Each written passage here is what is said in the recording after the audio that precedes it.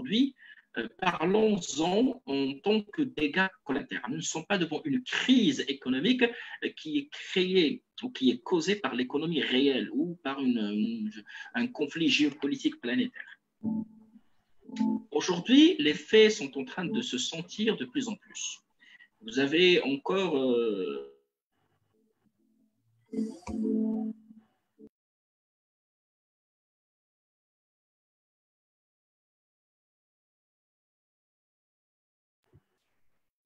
qui sont en cours d'actualisation et qui sont des crises, qui sont des chiffres qui sont en train de dire que la Chine, où la première vague est passée, regardez, il y a déjà moins 1,5% de croissance qui est attendue, ce qui est, c'est la première fois depuis 89, depuis l'année de Tiananmen, où nous allons voir une économie chinoise en récession.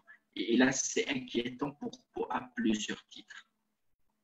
Mais pour vous donner une idée sur le caractère ravageur et inquiétant de cette crise, regardez en quelque sorte les différents impacts de cette crise, qui ne sont pas uniquement des impacts uniques, des impacts qui sont directs sur un volet économique donné, parce que si nous prenons par exemple le cas de la crise des subprimes, c'est une crise qui a frappé de plein fouet le marché financier, puis l'économie réelle. Aujourd'hui, la crise est tellement multidimensionnelle qu'il est en train un petit peu de tirer, en train de secouer sérieusement les fondamentaux économiques de plusieurs grands pays. Le Japon, voilà, il a parlé d'une baisse de 14% de ses importations rien qu'en février, une première. Une Chine qui est en train de parler d'une baisse de sa production en quelque sorte je dirais de 13,5% de sa production industrielle. La production moyenne industrielle de la zone euro qui est en train de baisser de pratiquement du tiers, rien qu'en mars. Une France qui a vu une baisse de ses ventes de voitures de 72% rien qu'en mars. Et des États-Unis qui sont en train de voir pour la première fois des chiffres historiques, des chiffres qu'ils n'ont jamais vus, que les États-Unis n'ont jamais vus depuis 29 sur le taux de chômage qui est passé pratiquement à quelque chose comme 14% en quelques jours. Une Australie qui se voit en première récession depuis 29 ans de croissance. L'Australie qui a pu échapper à la crise des subprimes se voit aujourd'hui bien sûr en récession. L'Arabie Saoudite, et bon, nonobstant et sans parler de son différend avec la Russie, est en train de voir également le prix de baril chuter. Bien sûr, cette chute, il est également, je dirais, causée par cette baisse de demande à l'international, parce qu'on est en confinement.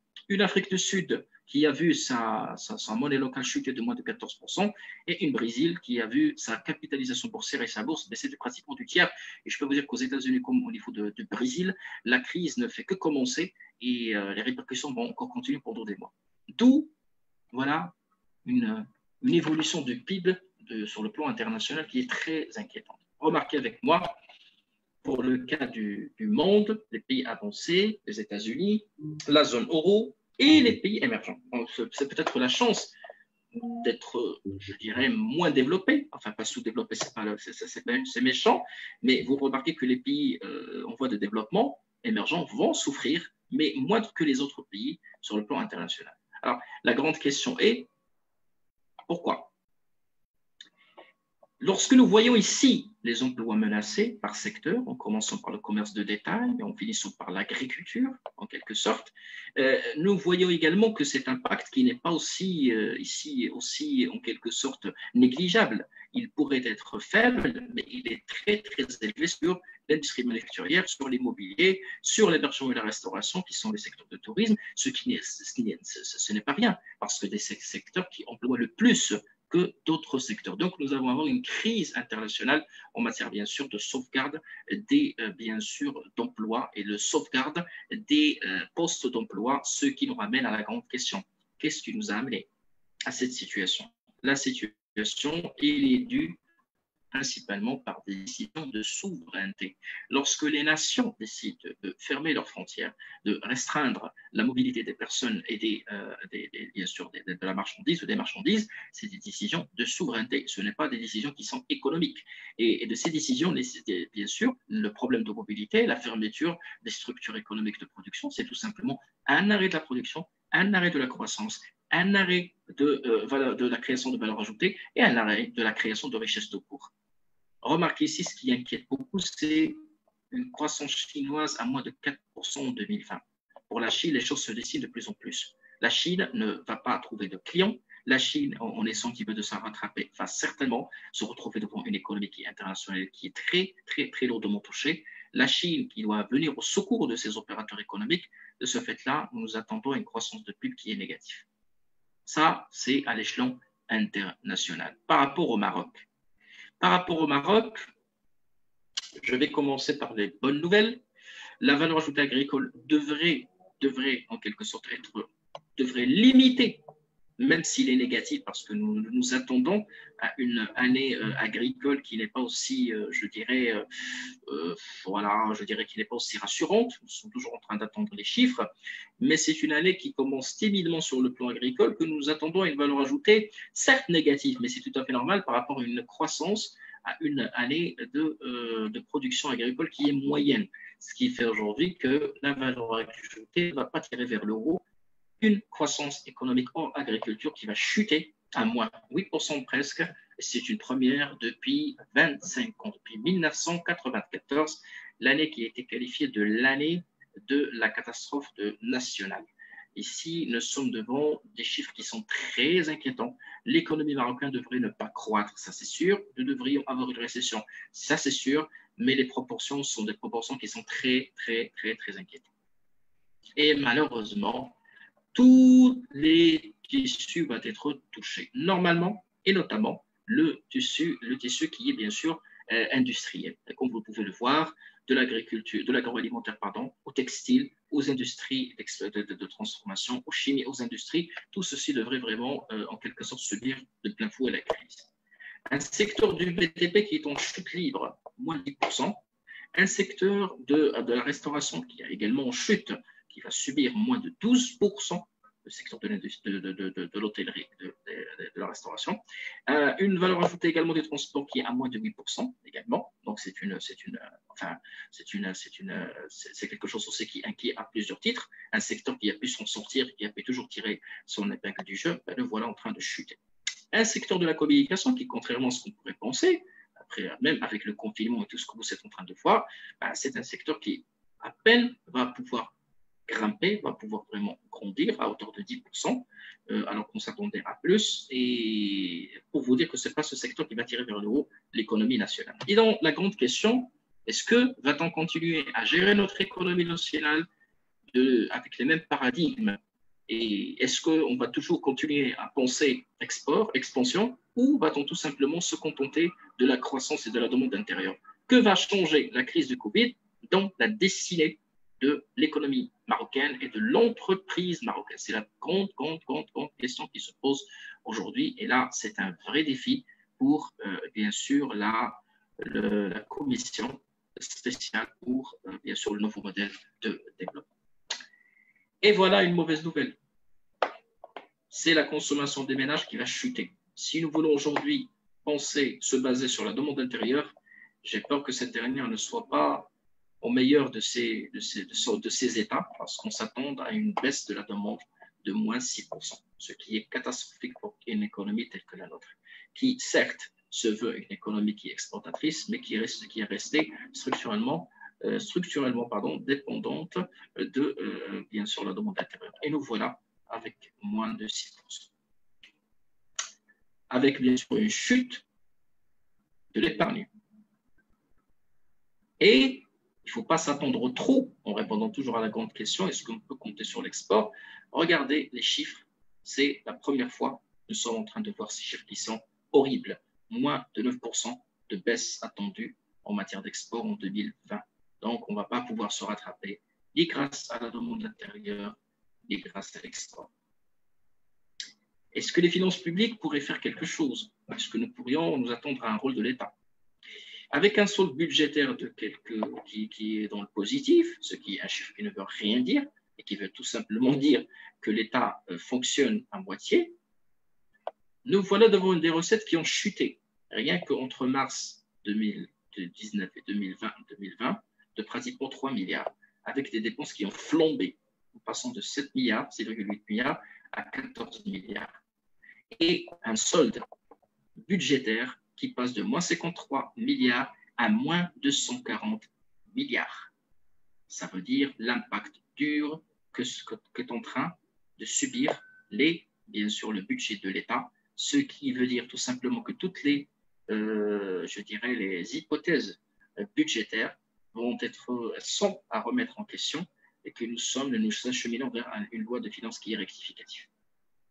Parmi les choses qui devraient nous honorer en tant que Marocains, des choses qui sont positives, c'est l'élan de solidarité nationale qui a permis au Maroc de se positionner comme étant 4e mondial en matière de mobilisation financière au regard de son PIB. C'est pratiquement 2,7% de son PIB qui a été collecté dans le cadre du fonds de Covid-19 pour faire face aux effets négatifs de cette, bien sûr, pandémie.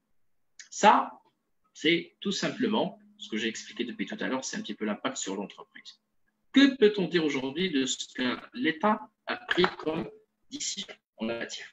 Alors, sur le plan purement juridique, ça c'est important de le signaler, de le dire. Sur le plan purement juridique, il y a un décret qui a été, bien sûr, daté du 20 mars et qui a été validé le 23, publié dans le bulletin officiel du 24 mars 2020. C'est un décret-loi qui est une première dans l'histoire du Maroc et qui permet de décréter l'état d'urgence sanitaire. De ce fait-là, l'État, bien sûr, dispose de 2 moyens d'action. Et bien sûr, sur le plan financier, bien sûr, sur le plan fiscal et social, qui ont été précisés au niveau de ce texte. La première, bien sûr, c'est l'article 5. L'article 5 précise que l'État peut prendre toute décision de quelconque nature, y compris les décisions financières, en vue de faire face aux effets de cette pandémie. Alors, nous entendons par toute décision, dans le cadre de l'article 5, la création du comité de veille économique, dont l'objectif, bien sûr, alors qu'elle regroupe une bonne partie de l'exécutif, ainsi que le GBBM, la Banque centrale, la Fédération des chambres de commerce, la CGEM, c'est une forme d'intelligence collective dont l'objectif est de permettre à l'État, avec la contribution des différentes parties prenantes, à imaginer des mesures pour atténuer les effets catastrophiques de cette crise. C'est une forme donc d'intelligence collective. Et il y a l'article 6 qui était clair, qui est en train de suspendre les délais légaux et réglementaires pour l'après-confinement. En d'autres termes, les délais sont suspendus, ils ne sont comptés qu'à partir de la date de la fin, bien sûr, et la date de la levée de ce confinement, de cette exception sanitaire. Aujourd'hui, nous venons de savoir que M. Othmani a annoncé que l'état d'exception sanitaire va être prolongé pour pratiquement une vingtaine de jours. Il est prévu qu'il soit levé le 10 juin. Attendons pour voir. Le fonds, on en a parlé. Alors, pour ce qui est des droits de bail, justement pour vous dire, lorsque nous disons aujourd'hui, au niveau de l'article 6 du décret-loi qui a instauré l'état d'exception sanitaire, il est clair que cet article précise que c'est une suspension, c'est-à-dire qu'on est en train de suspendre les délais légaux.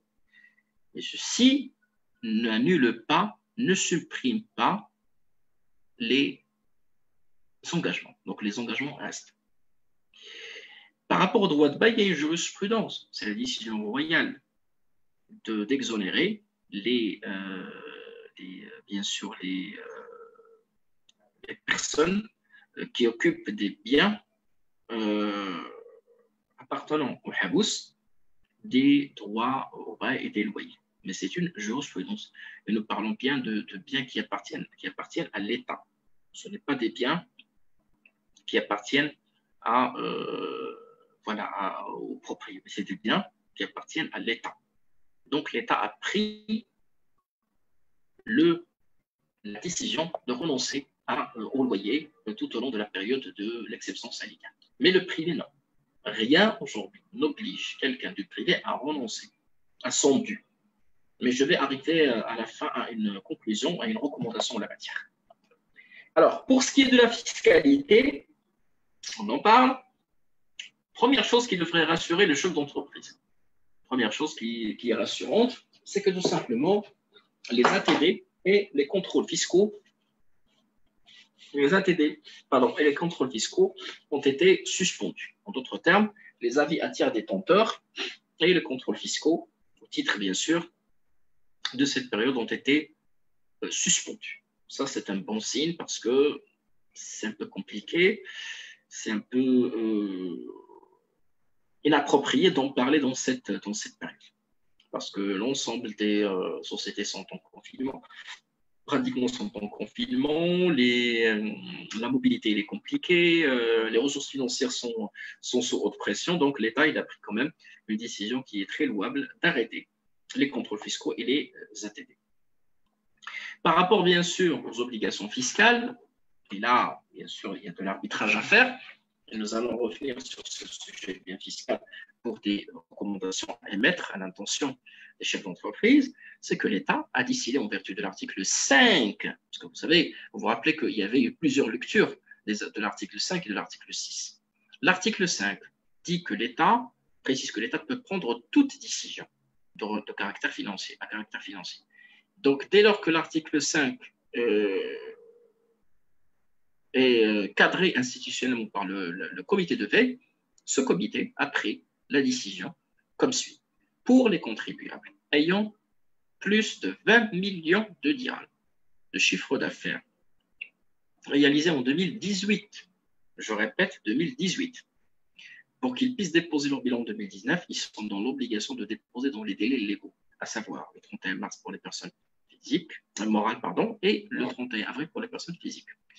Sauf que la latitude a été donnée pour des contribuables ayant plus de 20 millions qui, au regard de la situation actuelle, n'ont pas pu déposer. Donc, ces contribuables aujourd'hui seraient dans l'illégalité ou au moins devraient préparer un bon dossier, d'ailleurs c'était la recommandation de la CGEM, devraient préparer un bon dossier pour justifier leur cas et renvoyer à l'article 236 du CGI qui donne la latitude pour l'administration fiscale afin de renoncer aux pénalités et majorations de retard en cas de déclaration tardive. Mais pour les sociétés qui ont moins de 20 millions, ils ont l'option de ne déclarer qu'à la fin de juin. Ils ont jusqu'au 30 juin pour déclarer. Ça, c'est très, très, très, très, très important de mentionner ce sujet bien précis parce que, in fine, c'est en quelque sorte un choix. Un choix, donc, voilà, donc c'est un choix qui est très, très, de la part de chaque société de ne déclarer qu'à la fin de juin. Pour les sociétés qui ont, je dirais, pour les personnes physiques, la même chose, notamment les professions libérales, ils ont ce choix de le déclarer jusqu'au 30 juin. Donc, il n'y aurait pas de pénalité et majoration de retard sur ces déclarations. Alors, le report des déclarations fiscales, mais de quoi nous parlons? Nous parlons de deux types uniquement.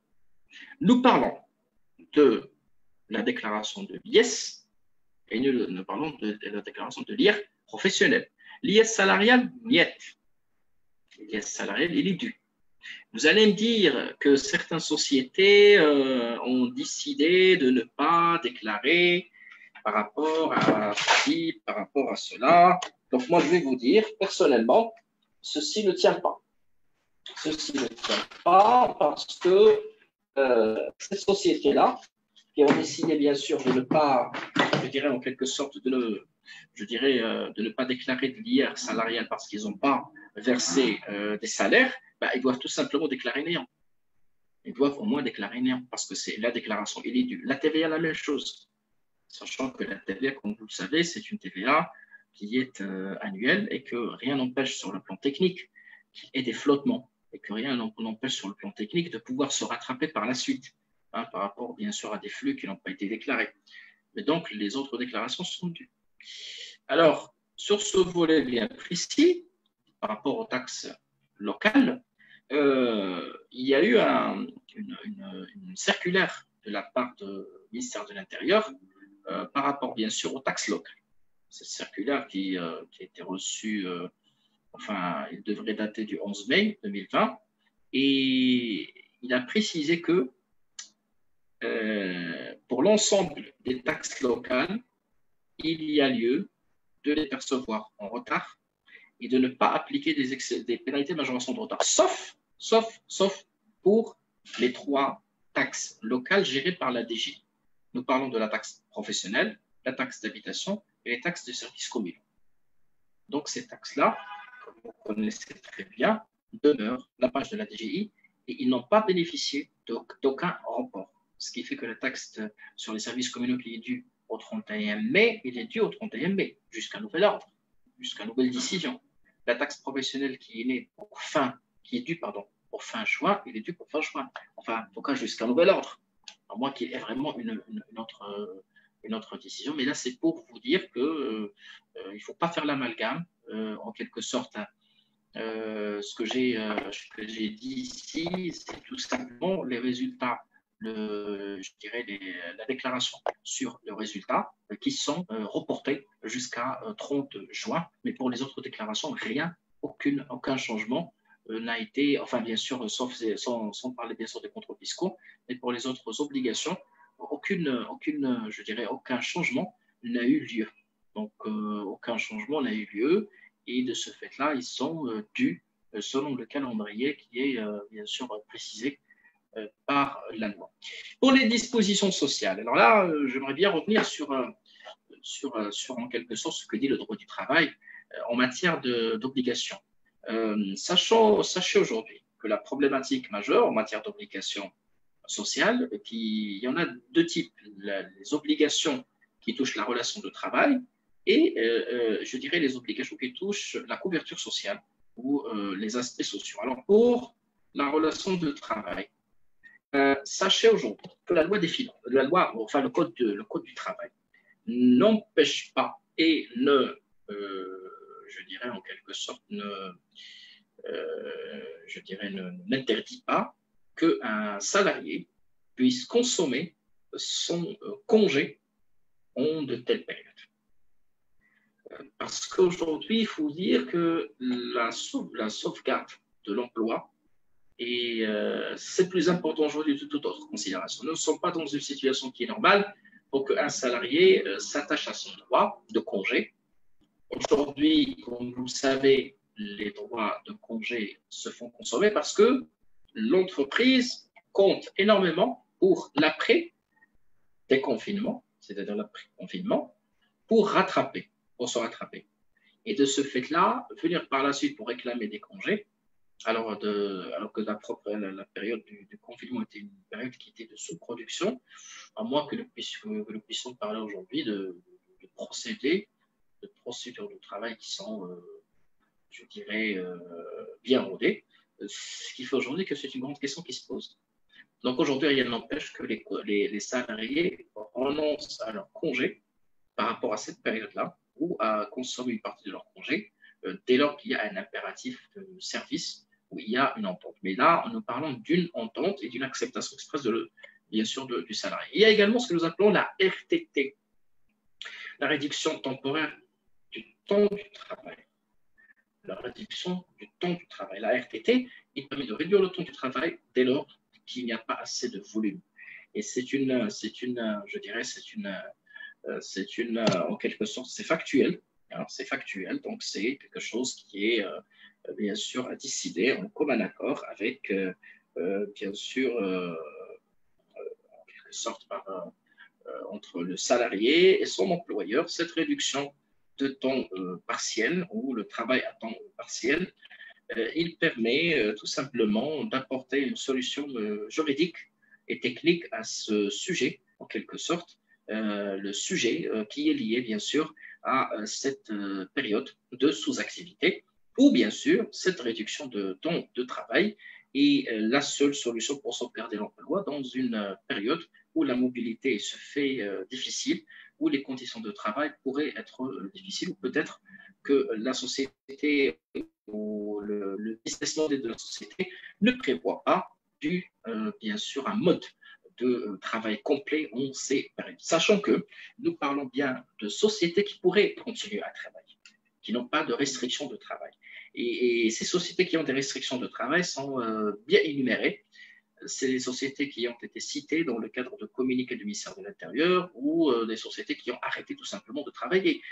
Et, si vous dites des établissements hôteliers, des restaurants, des cafés, des entreprises de loisirs, d'événementiels, effectivement, c'est des sociétés qui ont subi de plein fouet les foudres de la crise. Et là, effectivement, surtout pour le personnel support, et du moment qu'il n'y a pas grand de choses, il n'y a pas de production, il n'y a pas d'activité courante, c'est un peu du travail à temps partiel. Pardon, par rapport à la CNSS, la même chose pour les charges qui sont, bien sûr, les échéances fiscales. Et conformément à des décisions qui ont été prises par le comité de veille économique, il y a la possibilité aujourd'hui de reporter le paiement des cotisations, suspendre les cotisations des CNSS sociales jusqu'au 30 juin 2020, c'est-à-dire le report du paiement. C'est-à-dire il y a des déclarations, il faut déclarer, mais tout simplement, il faut suspendre le paiement pour la suite. Hein, parce que tout simplement, il a été compris, il a été cité que l'entreprise, enfin la société aujourd'hui, les sociétés ou les entreprises marocaines n'ont pas assez d'argent, ils sont sous haute pression sur le plan financier, ils ne peuvent pas forcément, bien sûr, voilà, en quelque sorte, honorer leurs engagements.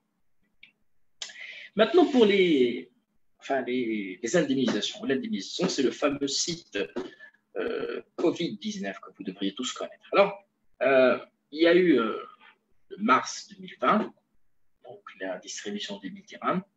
Il y a eu avril 2020, la possibilité également de bénéficier de 2000 dirhams. Enfin, ce qui s'est passé, c'est qu'entre le premier versement et le deuxième, il y a eu des ajustements et un réglage.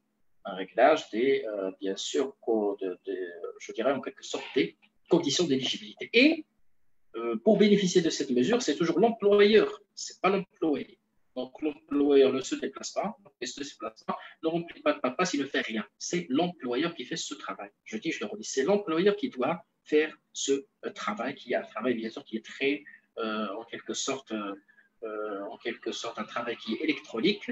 Et de ce fait-là, des conditions ont été mises en place suite, bien sûr, à un décret qui date du 24 mars, qui a permis de, bien sûr, proposer je dirais, en quelque sorte, une manière plus, je dirais, en quelque sorte, plus directe pour en parler. Donc, la meilleure façon qui a été proposée, c'est que cette indemnité forfaitaire se basait sur un ensemble de critères qui ont été précisés dans le décret. Et ces critères, bien sûr, des critères qui sont liés au niveau du chiffre d'affaires. Mais le plus important à mon avis, et qui est pour moi crucial, c'est le critère qui est lié, bien sûr, à l'arrêt provisoire. Il faut absolument, en quelque sorte, que la société en question ou l'opérateur en question puisse justifier d'un impact sur son activité. L'impact sur son activité, un impact direct. Ce n'est pas un impact en quelque sorte indirect ou un impact qui est partiel, c'est un impact qui se doit être un impact direct. Et là, beaucoup de questions ont été posées sur le niveau de chiffre d'affaires et en quelque sorte la déclaration de chiffre d'affaires. Pour l'instant, en matière de flexibilité, l'État a décidé d'accepter toute déclaration jusqu'à nouvel ordre. C'est-à-dire qu'il se contentait d'une déclaration sur le tard. Mais ceci, en s'adressant toujours aux chefs d'entreprise, ces chefs d'entreprise se doivent d'être très vigilants. Pourquoi vigilants? Parce que l'État, tout simplement, pourrait les contrôler par la suite et revenir à la charge. Ça, c'est très important. C'est très, très, très important de le noter. Donc, ceci nous amène à je dirais, en quelque sorte, à un constat très important. Le constat suivant, c'est qu'aujourd'hui, pour bénéficier de l'indemnité de la CNSS, il faut absolument justifier je dirais en quelque sorte, de l'arrêt provisoire ou définitif de l'activité. Pour les sociétés qui ont déjà des décisions administratives qui leur ont interdit bien sûr, de travailler, ces entreprises n'ont pas de problème. À mon avis, ces entreprises peuvent très, très bien se justifier, notamment, je parle des cafés, je parle des restaurants, je parle de certaines institutions hôtelières, bien sûr, ces institutions n'ont pas de problème. Mais pour les activités qui ont subi de plein fouet, et là, je vais vous surprendre, moi, ce n'est pas pour défendre les établissements de soins ou les médecins, mais effectivement, les établissements de soins et les médecins ont subi une baisse considérable. Pour ne citer que les médecins dentistes qui ont été, suite à une décision, ils ont été contraints d'arrêter. Mais pour les autres médecins, c'est un foyer potentiel de la crise, du Covid-19. C'est un foyer qui est potentiel, donc c'est un foyer qui n'est pas négligeable. Également, pour ce qui est de, je dirais en quelque sorte, les cliniques également. Et il ne faut pas oublier qu'au niveau de Tétouan, au moins une clinique Casa, au moins une clinique à Tétouan, et au moins deux centres de dialyse ont été en quelque sorte, les centres de dialyse ont été, je dirais, détectés comme étant des foyers. Donc, le virus a été relevé sur ces lieux-là, ce qui fait qu'aujourd'hui, c'est des lieux qui fonctionnent au strict minimum. Les opérations à froid ont été annulées et c'est vraiment les urgences qui sont traitées. Et certains médecins font du télémédecine, d'autres fonctionnent avec un protocole qui est sanitaire très strict. C'est dire en quelque sorte que l'effet est là. Donc, il faut que le chiffre d'affaires déclaré ait baissé de 50% au titre des mois d'avril, mai et juin, et le nombre de salariés ne dépasse pas 500 dirhams pour pouvoir en bénéficier. Toutefois, les salariés enregistrant une baisse de 25-50% et qui dépassent la limite effective peuvent bénéficier de cette indemnité prévue, mais bien sûr après avis d'une commission composée d'un ensemble de parties prenantes, généralement les parties prenantes qui figurent dans bien sûr le comité de veille. Et ces parties prenantes, et vous auriez certainement dû le remarquer au niveau bien sûr des déclarations. Je suppose que nous sommes devant plusieurs bien sûr de praticiens en la matière et qui ont certainement dû remarquer qu'à l'issue de chaque déclaration, ils vous disent voilà, une déclaration qui est déposée, il sera étudié par le comité. Donc, c'est le comité qui est prévu au niveau du décret qui a clarifié, bien sûr, les résultats. Aujourd'hui, de par ma connaissance, les premières indemnisations de mois d'avril ont été déjà versées, ou les toutes dernières seraient en cours de versement. Et récemment, un communiqué a fait appel, bien sûr, pour bénéficier des indemnités de mai. Mais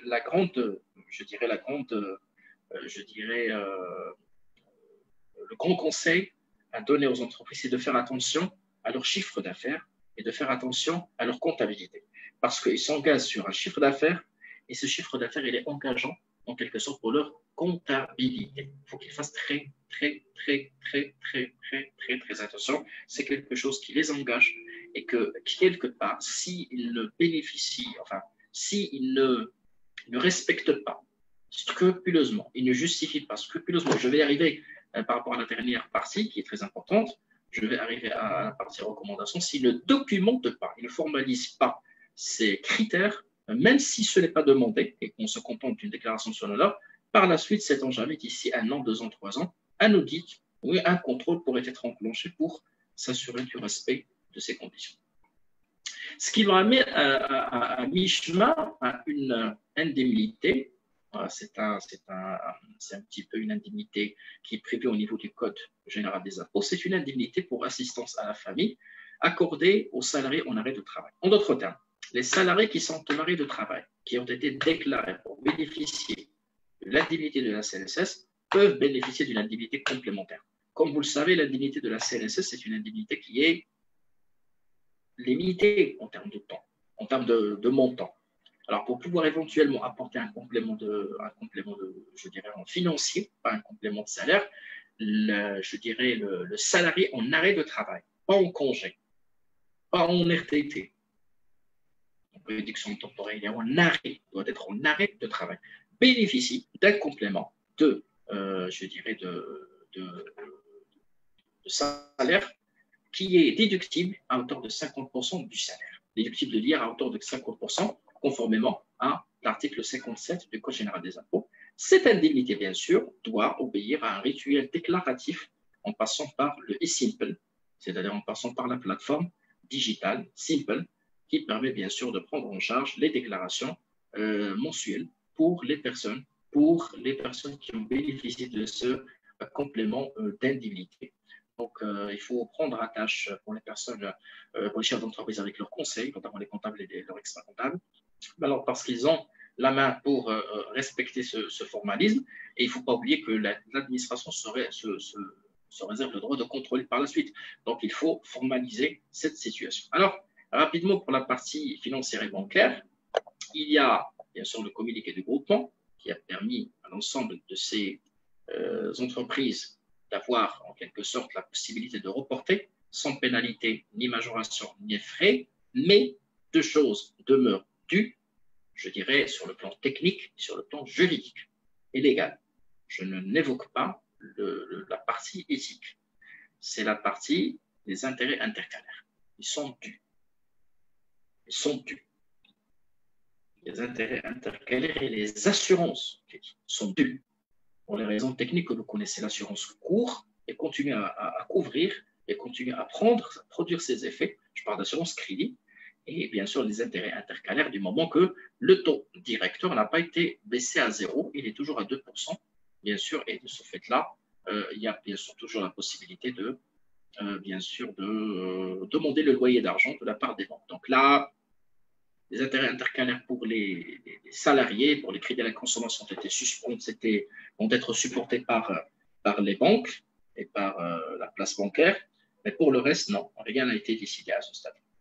Dans l'oxygène, il y a beaucoup de choses qui ont été dites, qui continuent à être dites, mais sachez qu'une version plus flexible, une version moins contraignante est en gestation et qui devrait être logiquement déclarée dans les jours qui viennent.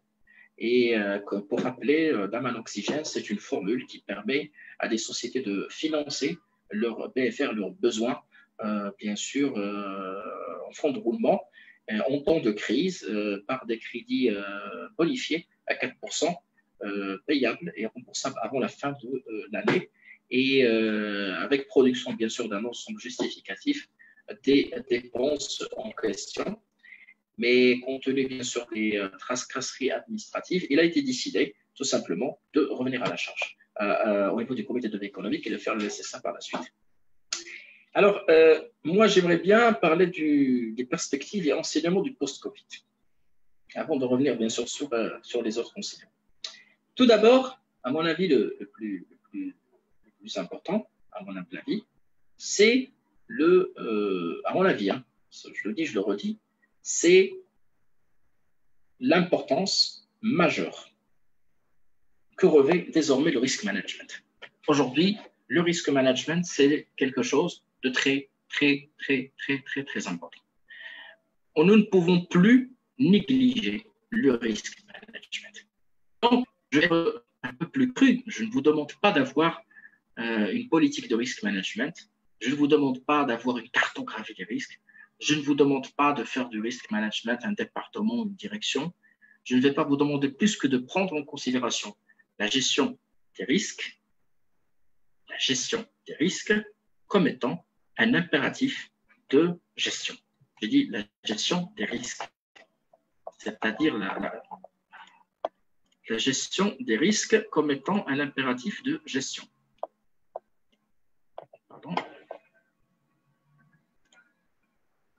La gestion des risques comme étant un impératif de gestion.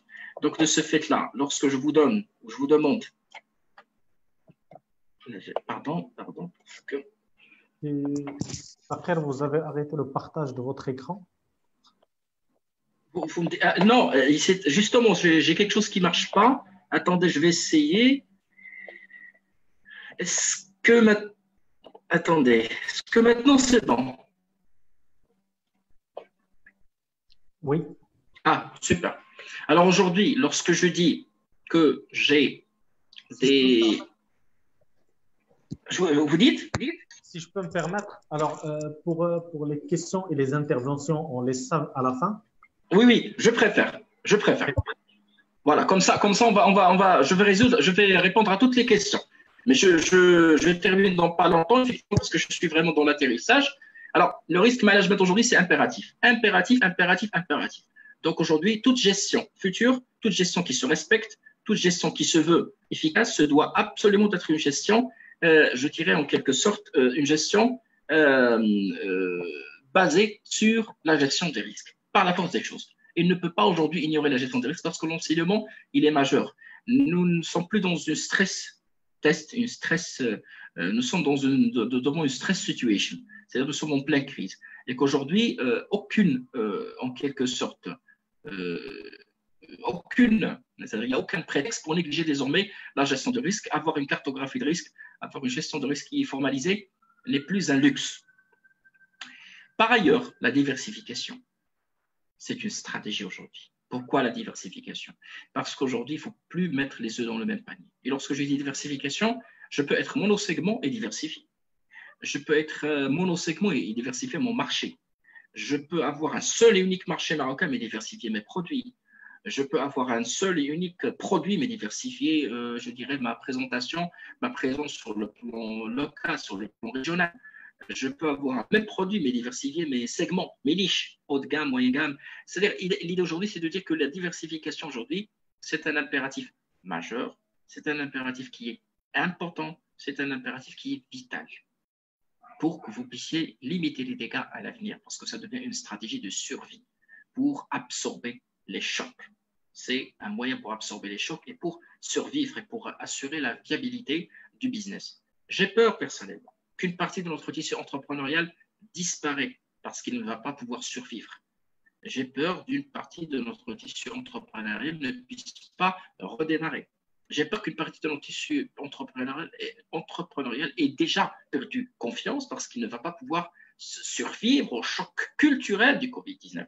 Le choc culturel qui a tout remis en question. Le choc qui a remis en question ce qui était censé être le plus stable, ce qui était entré être dans la poche pendant des années. C'est ça le problème et c'est ça le danger de ne pas diversifier et de ne pas prendre en considération la gestion des risques.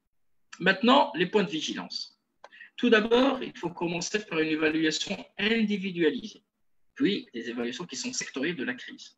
Aucun secteur aujourd'hui ne peut imaginer des mesures de survie, des mesures de sauvegarde, des mesures de relance en dehors d'une démarche d'intelligence collective. C'est obligatoire. Il faut absolument y penser. Mais cette démarche, c'est une consolidation, c'est une agrégation de données qui sont personnelles. Quelqu'un qui parle de la crise sans avoir les idées claires, sans savoir de quoi il parle, sans avoir fait le recensement et l'inventaire de ses obligations, sans avoir fait le suivi de très près de sa trésorerie, sans avoir fait des réflexions sur les impacts, c'est quelqu'un qui parle d'une crise comme ça, de façon paranoïaque et qui n'a pas encore la visibilité. Il faut avoir la visibilité et mettre noir sur blanc toutes les données, et puis les données qui se faisaient par le passé annuellement, notamment la comptabilité. Je suis désolé de vous le dire, aujourd'hui la comptabilité se doit de se faire au fur et à mesure.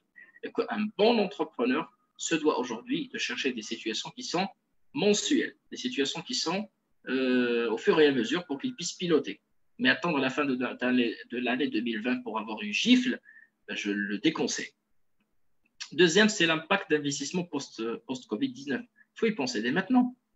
Les mesures de distanciation, les mesures sanitaires vont continuer pendant un bon moment, tant qu'il n'y a pas encore un vaccin qui est efficace. Donc, de ce fait-là, il y a un investissement pour l'entrepreneur. L'entrepreneur doit aussi penser cet investissement. Troisièmement, la documentation des événements de gestion tout au long de la durée de la crise ou de la durée de l'exception sanitaire. C'est très important pour faire valoir ses droits par la suite. Vous savez que je l'expliquais au début, le texte il est en train de suspendre, de geler les délais, mais il ne les annule pas. Donc, en toute logique, après la crise, des dus vont être réclamés, des relances vont être faites, et éventuellement des litiges ou des différends vont être enclenchés. J'ouvre une parenthèse pour dire qu'aujourd'hui, tout chef d'entreprise doit comprendre que la notion de conventionnelle de force majeure est sérieusement mise en question, très sérieusement mise en question. Très sérieusement remise en question. On ne peut pas aujourd'hui, en aucun cas et en aucune façon, parler d'une remise en question de la notion de force majeure plus que jamais. Parce qu'aujourd'hui, la notion de force majeure telle que décrite au niveau d'ailleurs pour ton code des obligations et des contrats, c'est une notion qui est lyrique. C'est une notion juridique qui est, je dirais en quelque sorte, voilà, je dirais c'est une notion qui est, on en parle sur le plan juridique comme si tout va bien. Tout va bien et il n'y a pas de problème et tout marche très bien. Je ne suis pas d'accord. Je ne suis pas du tout d'accord. Cette notion, c'est une notion qui tient tout simplement du caractère classique de la force majeure. Aujourd'hui, nous sommes devant une crise systémique, devant des décisions de souveraineté, devant un cas exceptionnel.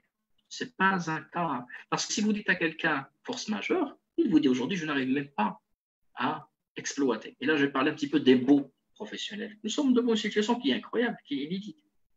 Vous me réclamez un dû qui est un loyer pour l'occupation uniquement des biens. Non. Même le contrat, il est clair. Le contrat de loyer vous parle non seulement de l'occupation, mais également de l'exploitation. Et qu'au meilleur des cas, vous pouvez me réclamer de l'argent pour l'occupation, mais pas du tout pour l'exploitation. Maintenant, si les loyers ou les contrats stipulent que c'est pour l'exploitation comme ça sèche, écoutez, il y a une autre lecture légale. Je n'ai pas pu exploiter parce que l'État me l'a interdit. Ce n'est pas de votre faute, ce n'est pas de ma faute. Est-ce la faute de l'État? Ce n'est pas évident. Et il y a une jurisprudence qui était dès le début de la crise sanitaire. C'est le jugement du tribunal administratif de Casablanca, de Rabat, qui a boudé 2 personnes coincées en Espagne qui ont réclamé d'être rapatriées et qui ont attaqué l'État marocain pour réclamer d'être rapatriés. Mais l'État les a boudés, c'est-à-dire, je dirais en quelque sorte, je dirais, la plainte a été, enfin, pas une plainte, je dirais en quelque sorte que l'argumentaire, le plaidoyer a été refusé, a été rejeté. C'est-à-dire, l'État n'y est aussi pour rien. Donc, je dirais au meilleur, c'est un cas de force majeure, mais qui est difficile à appréhender sur le plan légal. Revue des engagements bancaires. Attention aux avenants des contrats. Moi, c'est très important d'attirer l'attention. Les entreprises, aujourd'hui, ont déposé des demandes de report. Certaines ont signé des demandes de report qui laissent la latitude à la banque de changer les termes du contrat. Moi, je n'aimerais pas monter les clients contre leur banque, mais je demande tout simplement de bien revoir les avenants des contrats. Demandez à comprendre les intérêts intercalaires. Demandez à comprendre les recalculs. Et ne pas accepter des choses qui sont une vue de l'esprit. Si vous dites aujourd'hui que je suis en train de faire une translation, je vais vous payer les intérêts intercalaires. Mais si vous touchez à l'échéance, c'est qu'il y a un problème. Si vous touchez à l'échéance, c'est qu'il y a un problème. Alors que je n'ai pas demandé à maintenir la durée du contrat. De même pour le leasing, la même chose. Donc, les loyers intercalaires, les loyers d'argent, les loyers financiers intercalaires, également, il faut absolument que vous puissiez, en tant que client, en tant que chef d'entreprise, vous puissiez en quelque sorte challenger la banque, revenir à la charge auprès de cette banque-là, de cet établissement de leasing pour réclamer, bien sûr, des explications, si besoin est. Donc là, c'est parmi les sujets qu'il faudrait prendre en considération. Et puis, activation de la préparation des déclarations décalées. Le temps est précieux. N'oubliez pas que vous allez pouvoir débourser de l'argent d'ici la fin de juin.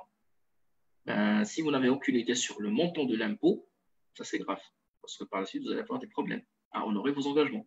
Certains me parlent aujourd'hui de, je dirais en quelque sorte, d'un report des délais supplémentaires pour l'après-juin. Ce n'est pas encore acquis, il n'y a rien qui parle de ça. Ce qu'on pourrait évoquer aujourd'hui, c'est peut-être une loi des finances qui est rectificative. Ça, c'est en gestation. Vous savez, on en parle. Donc, là, j'aimerais dire que le tissu entrepreneurial, il est sous pression. Il est amené à, je dirais en quelque sorte, à faire face à cette pandémie, à faire face à cette crise inédite, à faire face à ce challenge qui est inédit, à prendre en considération tous les impératifs de conformité, notamment l'impératif de conformité fiscale, conformément à ce qui est prévu par la loi, et de se maintenir pour tout simplement faire face à une situation qui est inédite. Et puis, je vous dis, nous ne pouvons pas gérer l'exception avec la logique de la règle. L'avant-corona ne sera jamais comme l'après-corona. Et ce n'est que les personnes, les opérateurs économiques qui vont faire une bonne lecture, une lecture qui est très dynamique, très intelligente, très prospective, très patiente, très persévérante, très différente sur le plan culturel, c'est les seuls. Parce que c'est fini l'ère de la rente, c'est fini l'ère de la facilité. Tous les lectures ont été, je dirais en quelque sorte, démenties et qu'il est clair qu'il faut en quelque sorte être en mesure de faire face à cette situation et faire face à cette, je dirais en quelque sorte, à ces impératifs et à cette crise qui menace très sérieusement le tissu entrepreneurial. J'espère de tout mon cœur que cette issue va se maintenir et nous avons besoin plus que jamais de mobiliser nos valeurs, les valeurs de citoyenneté, les valeurs de persévérance, les valeurs de productivité, parce que la disparition du tissu entrepreneurial, la disparition des entreprises, la disparition des structures qui ont un rôle sociétal et un rôle, avant qu'ils soient un rôle économique, va être vraiment quelque chose de fatal pour notre économie. Je vous remercie beaucoup et je suis à votre entière disposition pour répondre à vos questions et à vos interventions. Merci, Monsieur le Mehdi Fakir, pour l'excellente présentation, l'excellente lecture que vous avez faite. Alors, j'ouvre directement la porte au débat et j'invite toute personne désirant intervenir oralement à lever la main.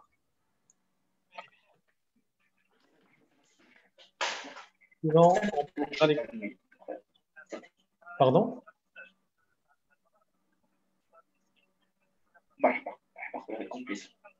Sinon, on pourrait procéder à la lecture des questions reçues par écrit, soit via Facebook ou depuis Zoom.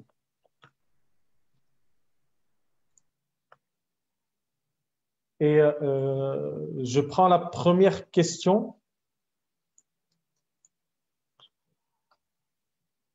Votre première question vient de Youssef Amaro. Merci beaucoup, cher monsieur, pour votre présentation de qualité. Auriez-vous, s'il vous plaît, quelques perspectives sur la loi de finances rectificative? Je vous invite à réactiver votre micro, s'il vous plaît. Oui, pardon. Oui, c'est bon. C'est noté. Alors, écoutez, moi, je vais vous dire pour la loi de finances rectificative, ça va être une loi de finances qui est très différente. La dernière loi de finances rectificative, il date de 1998. C'était l'ère du gouvernement d'alternance.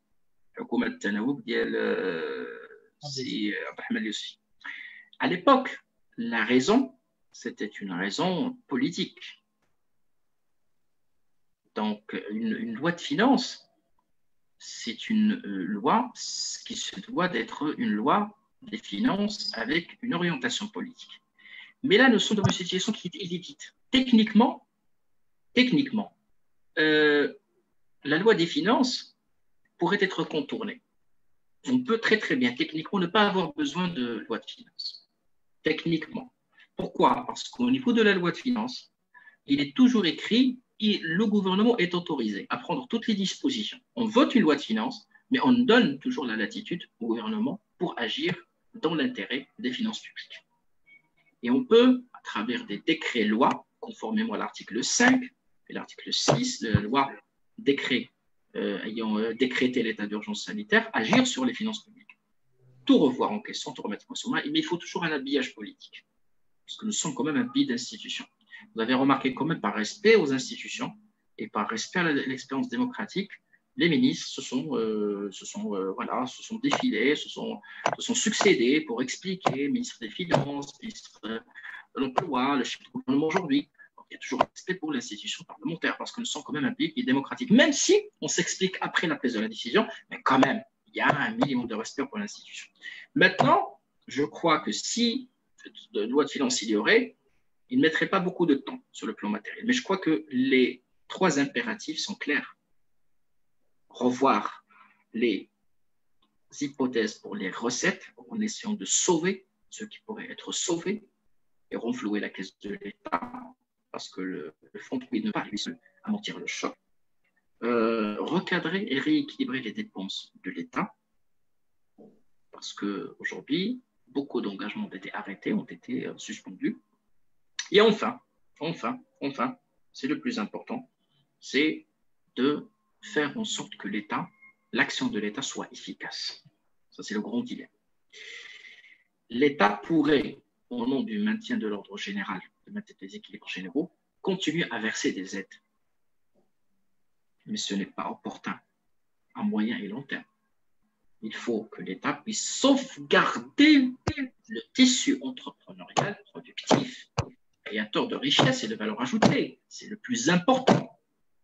Il faut que l'État relance la consommation intérieure pour relancer l'économie, parce que c'est très important. Ce n'est pas une action d'assistanat, mais pour l'entreprise. Je conseille aux entreprises de ne pas toujours attendre de l'assistanat de l'État, et que toute aide étatique devrait être une aide pour la relance de l'économie, pas pour la consommation, pas pour la gestion. Je le dis, je le redis, je le dis, je le redis. Ne cherchez pas des crédits pour rembourser votre dû. Oui, cherchez des crédits pour rembourser votre dû, mais rationalisez ces dépenses, rationalisez ces investissements, rationalisez parce que c'est important.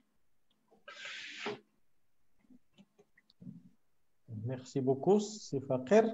Alors, je vais tout de suite donner la main parce qu'il y a eu des mains levées. Donc, je vais tout de suite donner la main.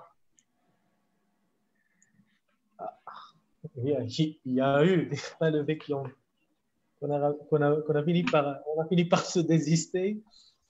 Alors, les personnes qui souhaitent intervenir oralement, je vous prie de lever la main. Une fois que l'intervenant aura répondu aux questions précédentes, j'activerai vos micros. Donc, vous n'avez pas accès à vos micros qu'après que je vous aurai donné la main pour. Donc, s'il vous plaît, si vous levez la main, vous la gardez. Merci beaucoup. Alors, je prendrai une autre question, mais cette fois-ci depuis Facebook. Et la question nous vient de Moussa Mgrini, je pense, et qui dit: que pensez-vous concernant la politique de l'État après cette crise? Sera-t-elle une politique de relance? Elle se doit d'être une politique de relance. Je crois que nous n'avons pas le choix. C'est une politique qui se doit d'être une politique de relance. Est-ce que je le pense? Oui, ne serait-ce que d'un point de vue intentionnel. L'État ne peut qu'afficher une telle volonté. Maintenant, avec quel rythme? Non. Mais je peux vous dire, parce que là où la question est pertinente, c'est que on va relancer comment? Est-ce qu'on va relancer par rapport à je dirais, une intervention directe de l'État, de l'exécutif, à travers le comité de veille économique, ou nous allons relancer à travers le nouveau modèle de développement? Donc, quel est l'instrument de relance? Nous pouvons très bien parler de relance, une relance immédiate, pour sauvegarder le tissu entrepreneurial, mais le modèle de développement, c'est celui qui doit apporter les vraies mesures de relance et les vraies mesures de sauvegarde contre tous les aléas. Bien sûr, quoi qu'aujourd'hui, l'ADN d'un bon modèle de développement est indéniablement une vraie stratégie de gestion des risques.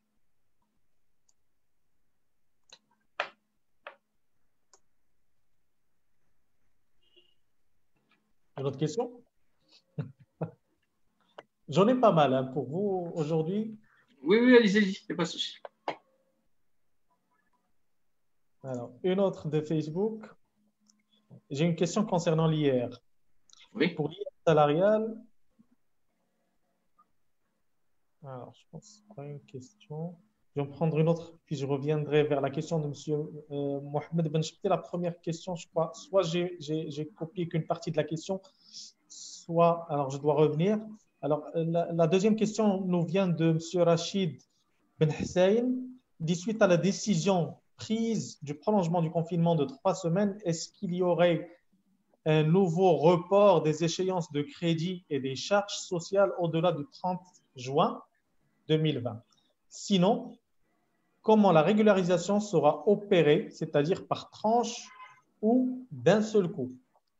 Est-ce qu'on doit faire le prélèvement même s'il n'y a pas d'hier pour le mois en question? Alors écoutez, euh, c'est vrai que ça a été encore reporté pour 3 semaines. Nous n'avons aucune visibilité sur les intentions de l'État. Mais c'est vrai qu'on peut toujours se poser la question. Je crois qu'au niveau de le decision maker, au niveau du gouvernement, au niveau du CVE, doit certainement avoir cette idée en tête. Si on va déconfiner le 10 juin, demander à quelqu'un 20 jours après d'être à l'aise pour payer ses crédits, je crois que ce n'est pas à la portée. C'est sûr et certain. Mais pour l'instant, pas de décision encore prise. Maintenant, si vous me dites, est-ce que c'est par tranche ou par tranche, je ne saurais vous répondre. Je ne saurais vous répondre. Mais pour les banques, je peux vous dire que c'est peut-être une translation, parce que je peux suspendre le paiement de mes échéances et le reprendre à partir du 30 juin. C'est-à-dire, je ne vais pas reprendre l'échéance de mars, avril et mai et tout balancer en juin. Non. Par contre, pour les impôts, nous attendons plus de précision. Votre question est pertinente. Est-ce qu'au niveau du 30 juin, je vais payer uniquement un seul acompte ou 2 acomptes? Ça, on est en train d'attendre des précisions en la matière. Mais votre question est... Mais pour l'instant, personne ne saurait vous répondre par rapport à ce sujet précis. Idem pour la... Bon. Parce que lorsqu'on dit on est redevable à partir du 30 juin, qu'est-ce qu'on va faire exactement? Est-ce qu'on va les étaler? Est-ce qu'on va les saucissonner? Aucune idée. Nous sommes en train toujours d'attendre, mais il est clair qu'aucune société ne peut avoir la capacité financière pour tout rembourser d'un seul coup. C'est clair.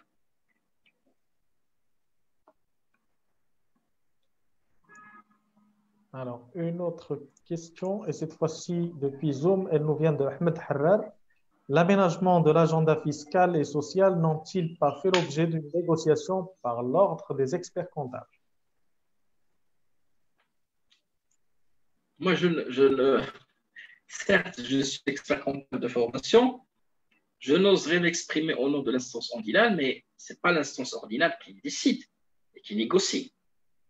Et loin de là. Je peux même vous dire que l'instance ordinale, en tout cas l'ordre des experts comptables, n'a jamais rien demandé. On va nous dire, on aurait demandé, je vais vous dire. Vous ne pouvez pas être à la fois juge et partie. Ça discriminise. Donc, les experts comptables ont pris sur eux-mêmes. Ils ont décidé de continuer à travailler, de s'efforcer de continuer à travailler pour tous leurs clientèles, en créant une cellule de crise et en essayant de veiller à ce que leurs services soient toujours accessibles pour les entreprises, dans des conditions qui sont un peu compliquées sur le plan sanitaire. Mais ce n'est pas l'instance ordinale qui négocie. Nous ne négocions rien. C'est l'État qui décide et les souverains. Si nous sommes consultés, nous émettons un avis. Mais les experts comptables, de par le DAE qui régit la profession, n'a pas la latitude, n'a pas le droit de négocier quoi que ce soit. Je crois que c'est clair.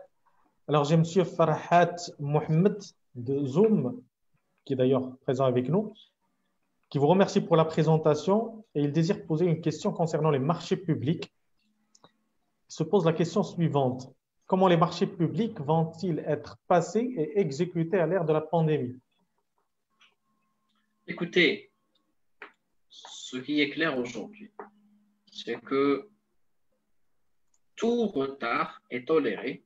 Il y a eu une circulaire de la part du ministre qui a demandé aux ordonnateurs et aux comptables publics de ne pas compter les retards et de prendre en considération cette période de confinement. Donc, certains marchés publics ont été suspendus, certains ont été annulés, d'autres ne vont jamais être lancés, mais les marchés qui s'exécutent, il y a une forte volonté de la part de l'État de les mener à bout et de, bien sûr, payer les prestataires en prenant en considération, les adjudicataires, pardon, en prenant en considération les impératifs de ce confinement sans qu'ils puissent supporter aucun impact qui est financier. Mais si j'ai bien compris votre réponse, Alors, ce qui est en cours de déploiement continuera de manière ordinaire, mais par contre, il n'y aura plus D'engagement.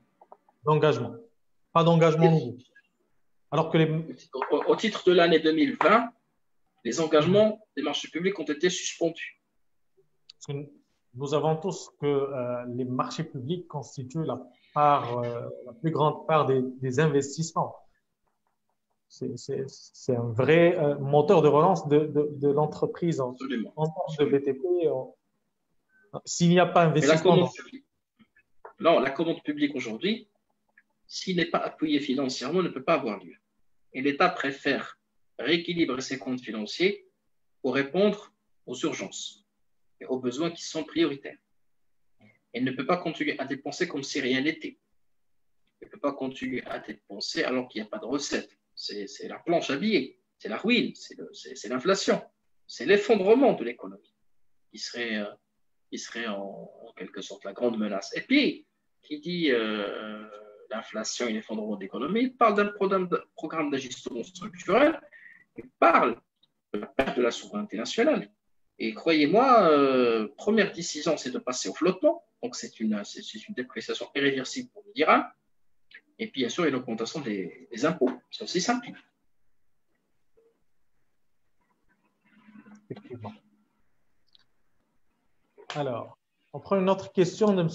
Tarek Boulhind, qui nous remercie pour ce webinaire instructif. Le Club des dirigeants vous remercie aussi de nous suivre directement. Alors, il est clair aujourd'hui que nous sommes devant une crise de liquidité pour les entreprises.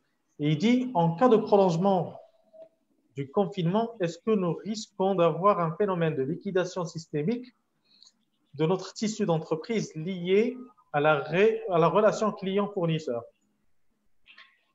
Moi, je vais vous dire, ma lecture est comme suit. Nous avons ma crainte, c'est la disparition du tissu entrepreneurial. Mais il y a deux motifs de disparition.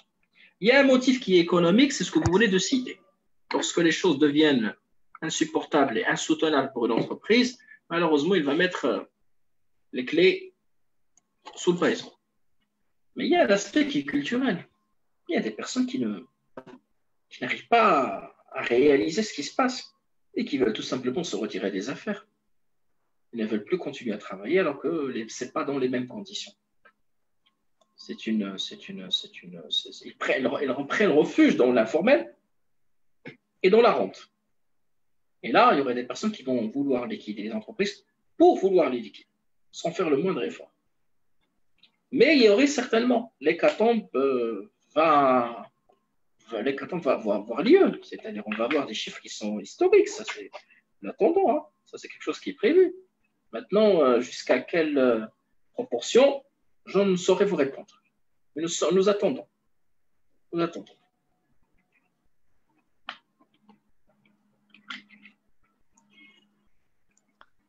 Alors, je prendrai une autre question de Facebook.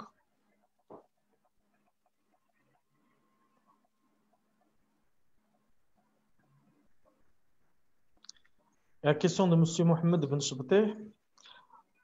Pour l'indemnité d'assistance à la famille, pourquoi les salariés recrutés en janvier et février 2020 ne figurent pas au niveau de simplière?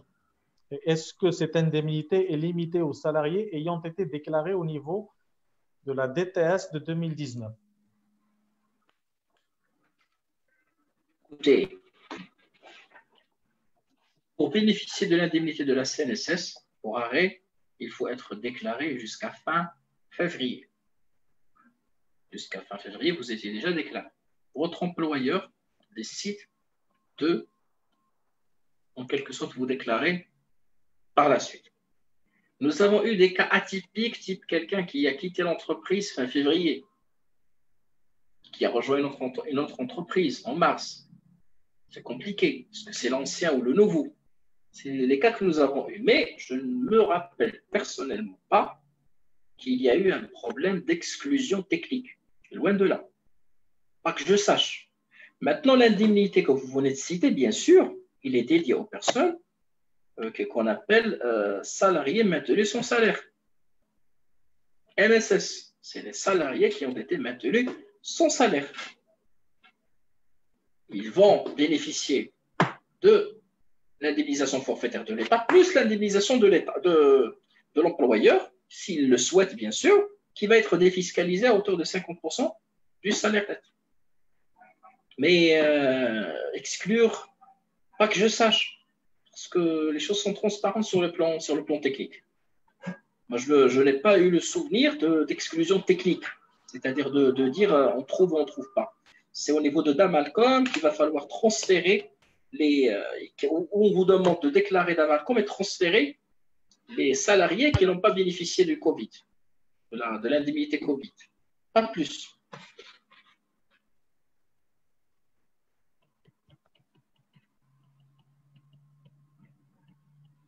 Alors, une autre question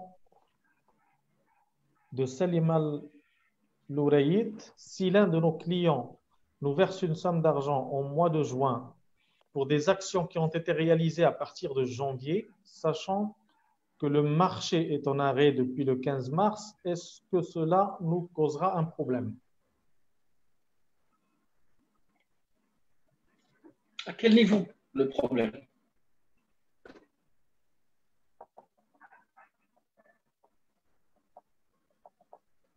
À quel niveau le problème? Moi, je ne vois pas de problème. Je ne le vois pas, personnellement. Ni sur le plan fiscal, ni sur le plan juridique. Si j'avance l'argent au titre de quelque chose qui va avoir lieu, contractuellement parlant, il est où le problème? Qu'est-ce qu'on craint exactement? Non, c'est-à-dire qu'elle a reçu des fonds, c'est un payant tardif en quelque sorte. Oui. Elle a reçu des fonds pour une prestation du mois de janvier. Elle a reçu des fonds au mois de juin. Oui. D'accord? Est-ce que, moi, ce que je retiens de la question, c'est est-ce qu'il y aurait un problème au niveau du justificatif de la baisse de chiffre d'affaires pour cette période? Mais attendez. S'il vous plaît, la réponse est claire. Nous parlons d'un chiffre d'affaires comptable. Un chiffre d'affaires financier, on parle du comptable. C'est le comptable. Mais c'est clair que c'est le comptable. Parce que nous n'avons pas une comptabilité de trésorerie. Nous avons une comptabilité d'engagement. On parle bel et bien du chiffre d'affaires qui est comptable.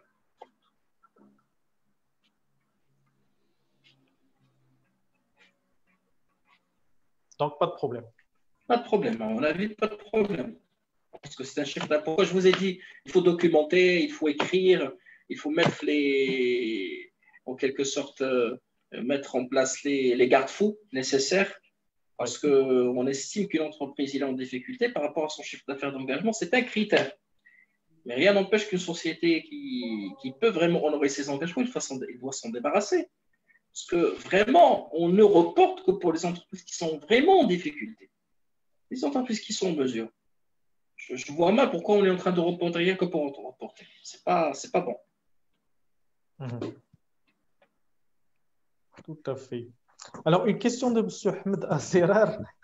Là, bien que vous ayez déjà répondu à la question tout à l'heure, mais je me dois de la reposer. À combien estimez-vous les faillites prévisibles? Non, je ne peux pas, sincèrement, je ne peux pas répondre à cette question. D'abord parce que je ne le souhaite pas, mais ça va être...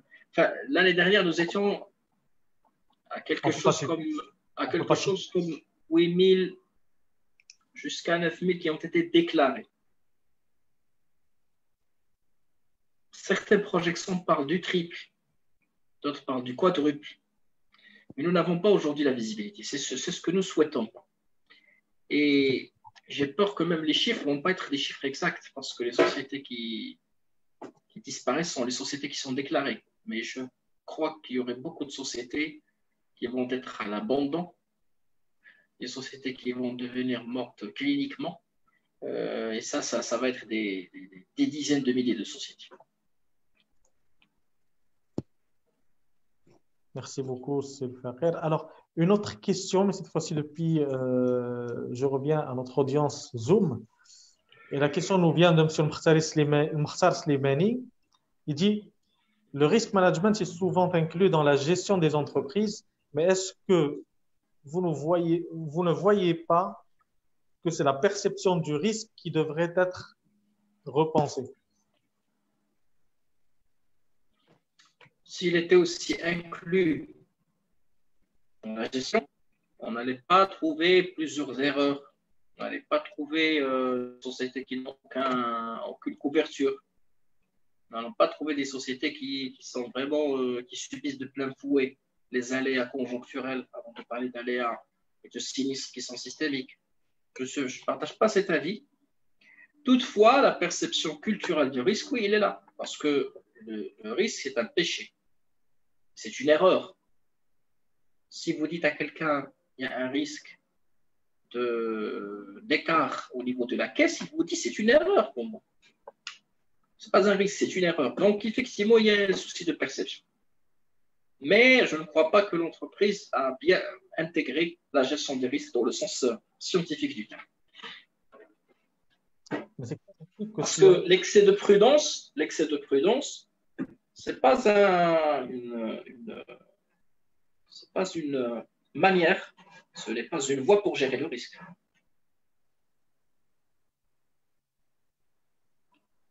Exactement. Mais toutefois, si on arrive à régler cette problématique de perception de risque, là, on pourrait vraiment s'attaquer à la gestion de risque proprement dite, hein. Il n'y aura plus de nuances.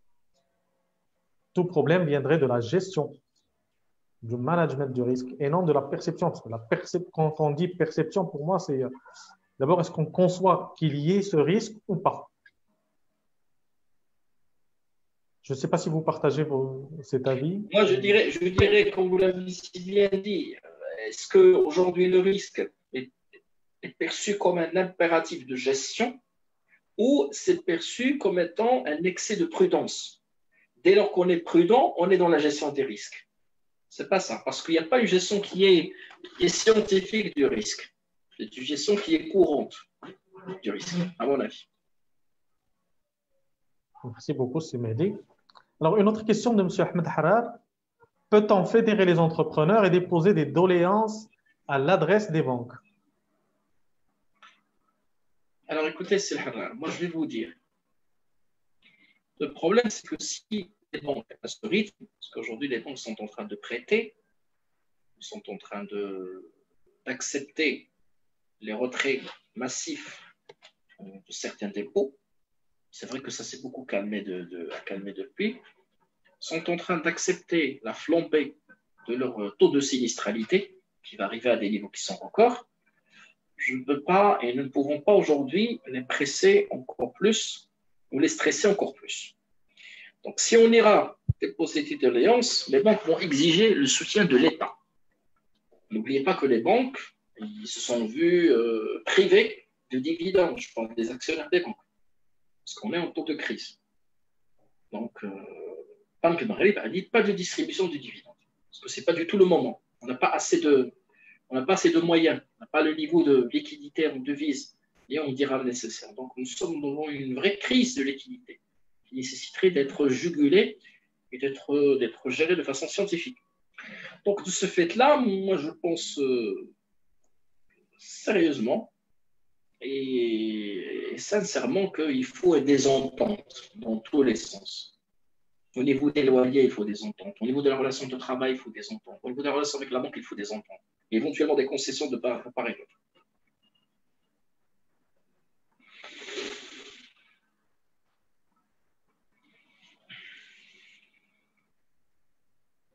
Alors, je reviens à Facebook cette fois-ci avec une question de M. Mohamed Aït El-Hajj.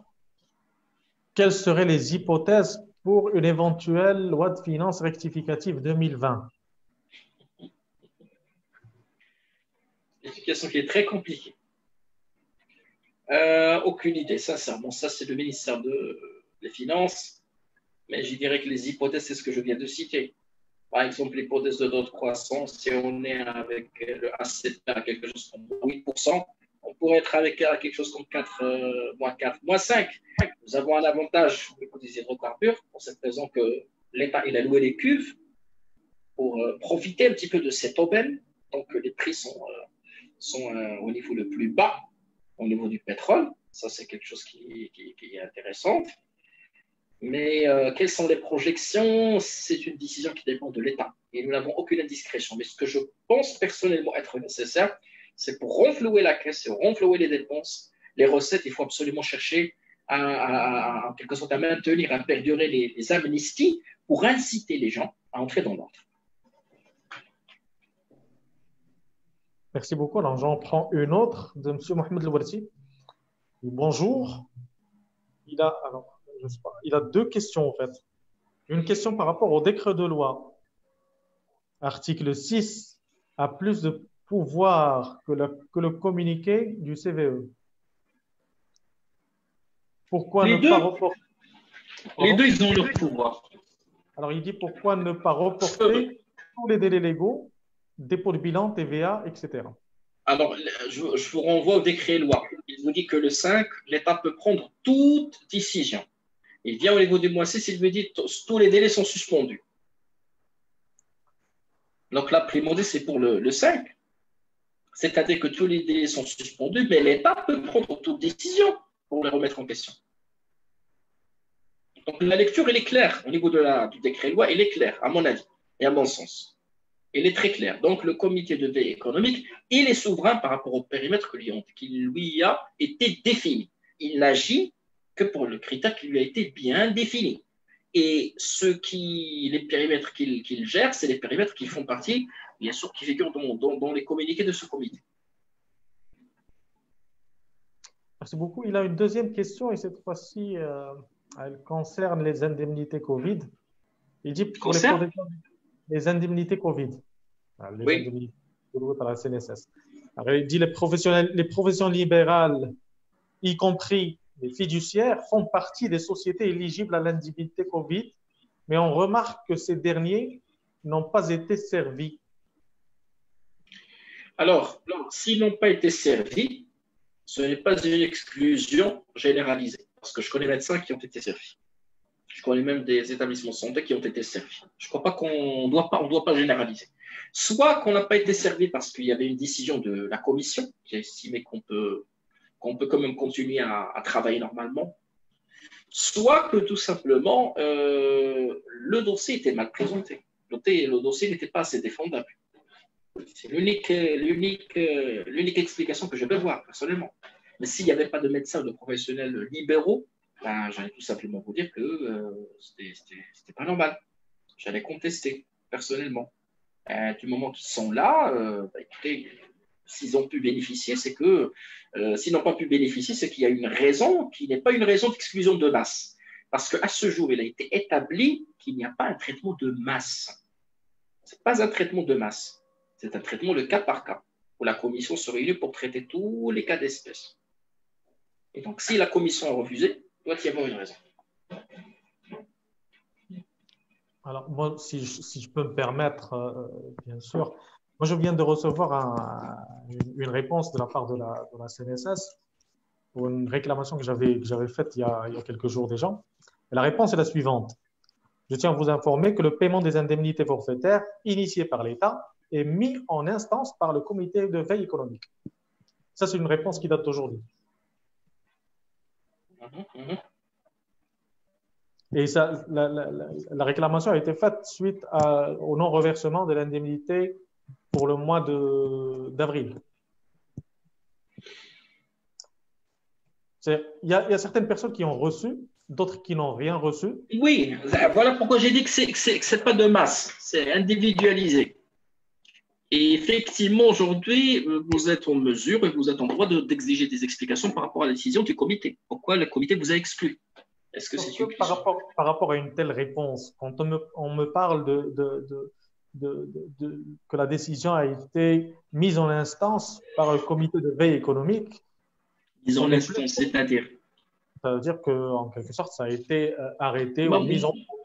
Non, moi je répète pour dire merci de m'expliquer le sens de mise en instance. Est-ce que mise en instance, c'est-à-dire c'est toujours en cours? Si mise en instance, c'est-à-dire que c'est un non-lieu, c'est un refus, ben, il faut qu'il puisse clarifier ça d'un point de vue linguistique et d'un point de vue formel. C'est important. Justement, dans ce type d'échange, pourquoi est-ce qu'on ne clarifierait pas au maximum l'échange? Dire non, vous n'y avez pas droit. C'est simple et clair. Pourquoi laisser toujours un petit un petit brin à l'interprétation. Clair et précis, Et moi, je dirais que ça soit de ça, l'ordre c'est parmi les juridique. dilemmes. Oui, je suis d'accord. Ça, c'est parmi les dilemmes, malheureusement, de notre establishment, de notre administration. Malheureusement. Mais moi, je dis mise en instance, ça ne veut rien dire. C'est-à-dire que c'est en cours de traitement. Est-ce que si c'est le cas, vous allez tout simplement leur dire merci de me confirmer que c'est en cours de traitement et de me dire quand est-ce que ça va être le cas, quand est-ce que je vais pouvoir avoir une réponse, quand est-ce que je pourrai récupérer une réponse. Merci beaucoup. Alors, je vais voir, j'ai une main levée. Je ne sais pas si elle est toujours levée. On va donner la parole. Non.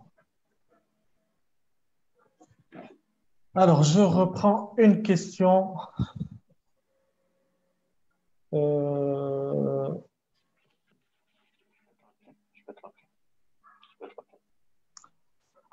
alors, une question de M. Omar Razgui qui demande quel serait l'impact du Covid-19 sur les CSP et les vérifications. En cette période, il n'y aura pas de vérification. Pas avant le déconfinement. Je crois que on ne va pas assister éventuellement à une vague de contrôle, en tout cas pas avant la fin de l'année, je crois. Je crois que pas avant la fin de l'année. Pour rattraper 2016, éventuellement. Donc il y aurait des arrêts qui pourraient être envoyés d'ici la fin de l'année, vers le coup d'avril ou de décembre, de novembre ou de décembre, mais pas avant. D'accord. Alors, une question de Zakaria Fatmi. La question dit que sera-t-il, quel serait le rôle de la Banque centrale au moment et après la crise? Donc, quel Le est le rôle de la rôle? Banque centrale, le rôle de la Banque centrale, c'est un rôle qui est stratégique. Je crois que le rôle principal de la Banque centrale, c'est de contrôler l'inflation. C'est une politique de ciblage de l'inflation et bien sûr en continuant à financer l'économie, tout en veillant bien sûr sur l'équilibre financier des banques. C'est-à-dire la Banque centrale pourrait toujours envisager d'être c'est-à-dire que la Banque centrale pourrait être un moyen de relance et il va veiller que l'instrument monétaire soit un instrument de relance. Je crois que c'est le rôle attendu par la Banque centrale.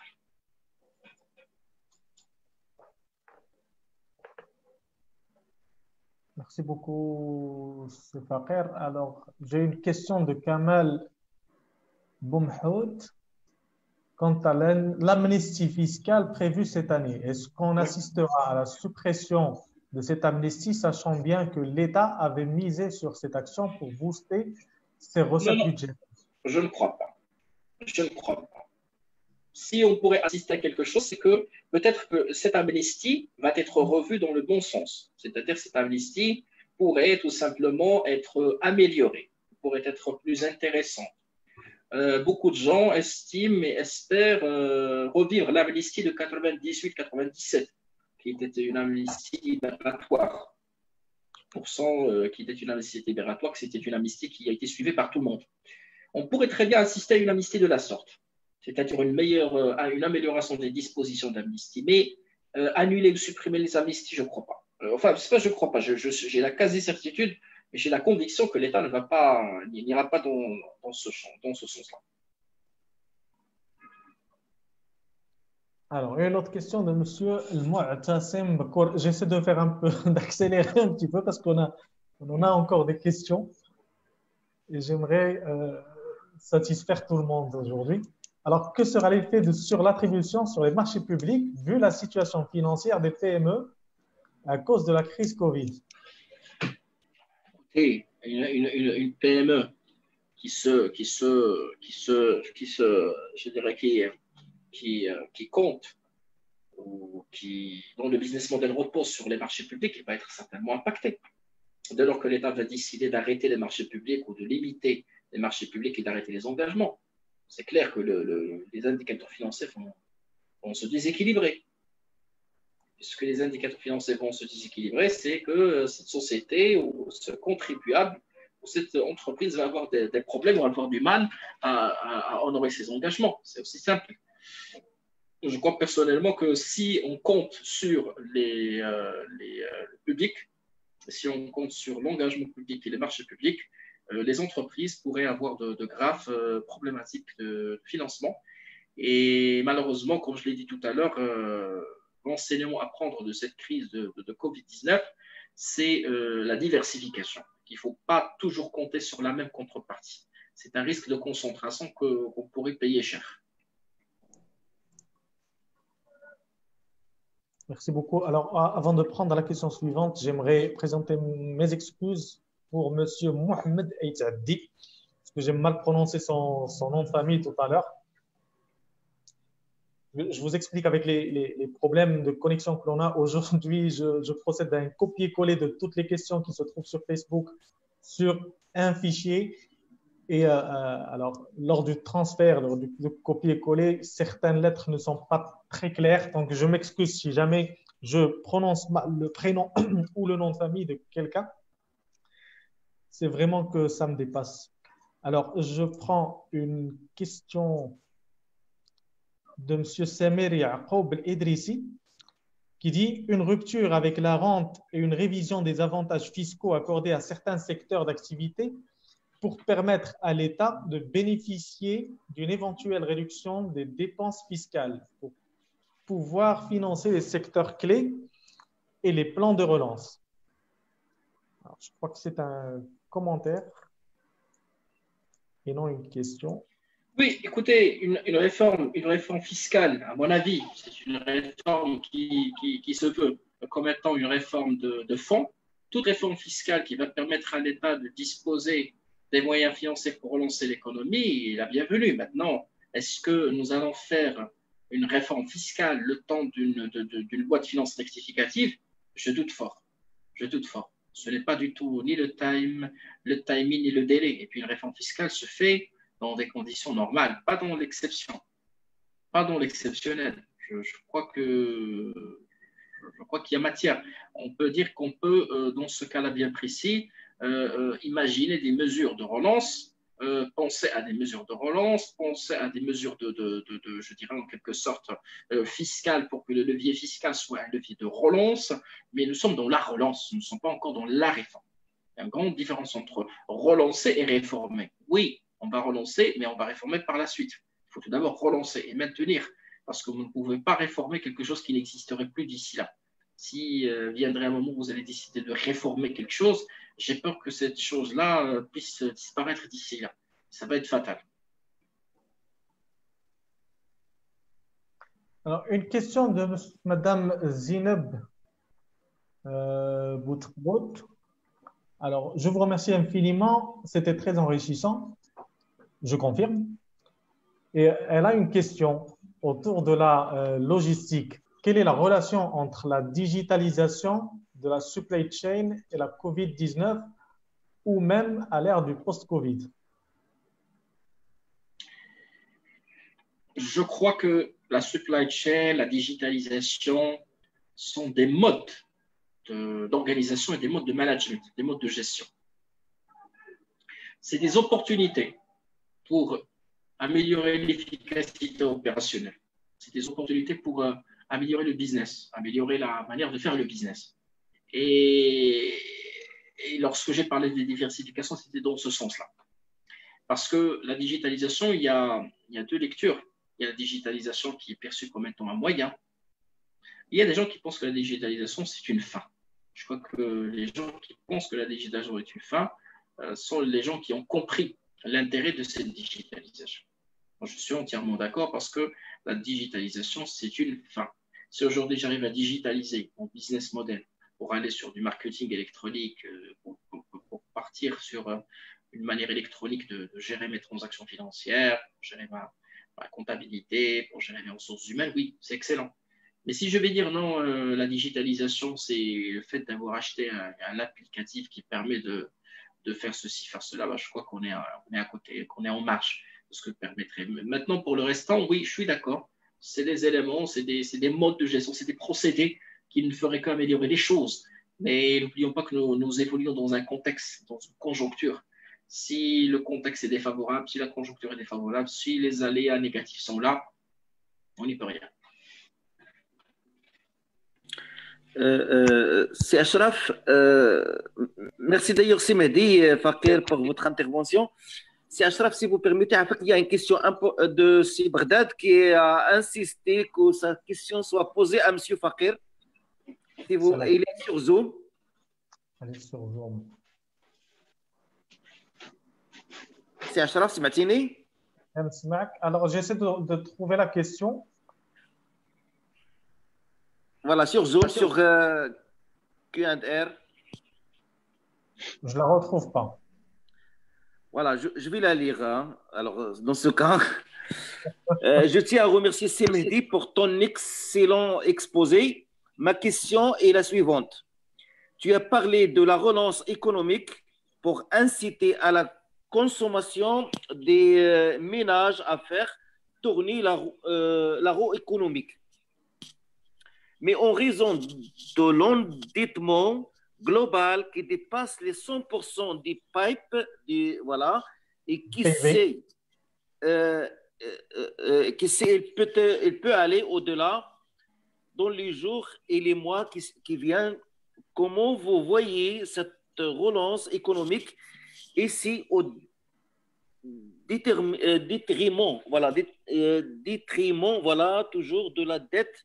Si oui, on risque de se diriger vers la désastre. Si je me permets d'utiliser ce terme, et merci. Je ne sais pas si c'est clair ou non.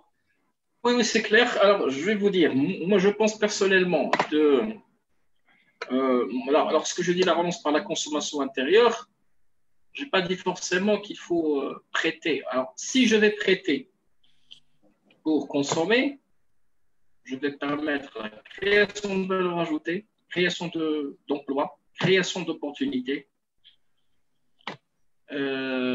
absorption du chômage, et par la suite, consommation de nouveau et paiement des dettes. C'est comme ça le cycle. Je ne vais pas prêter pour ne pas se faire rembourser, si c'est sur la dette. Mais moi, je pense plus, parce que la consommation intérieure, il faut la relancer à travers des aides, à travers des applis, à travers des aides à l'insertion, avec un encouragement de l'employabilité. Ça, à mon avis, c'est le plus important. Maintenant, effectivement, vous dites le PIB, vous parlez des 100% du PIB, c'est pour l'endettement étatique, public, oui, bien sûr. Le spectre de l'endettement, il nous inquiète, il nous guette. J'espère qu'on n'ira pas plus loin que ce qu'il faudrait au niveau de ce sujet bien précis, qui personnellement m'inquiète à plusieurs titres. Donc, effectivement, le désastre serait si l'endettement arriverait à des niveaux qui sont insoutenables pour les ménages comme pour l'État. Et tant que c'est soutenable, croisons les doigts. Merci, Simedi. Je ne sais pas si on a le temps de prendre d'autres questions.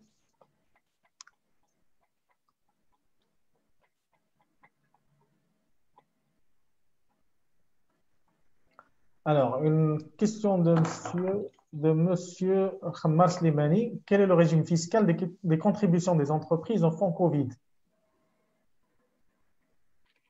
C'est ce que nous avons cité tout à l'heure. Il n'y a pas de régime spécifique. Il n'y a pas de régime spécifique. Il y a des reports de délai, pas plus. Et des suspensions de certaines procédures ATD. Il n'y a pas de régime fiscal spécifique, proprement dit. Non, il n'y en a pas. Tout ce que j'ai cité, c'est le régime fiscal. Enfin, si régime il y aurait, hein. C'est ce que j'ai cité tout à l'heure, mais il n'y a pas de régime fiscal spécifique. Nous n'avons pas des taux spécifiques, nous n'avons pas des conditions spécifiques, nous n'avons pas d'impôts spécifiques. Ce qu'il y a, c'est des reports d'échéance, des réaménagements de reports d'échéance, pas plus. D'accord. Alors, une question de M. Younes Khadoudi. Pourquoi les entreprises qui honorent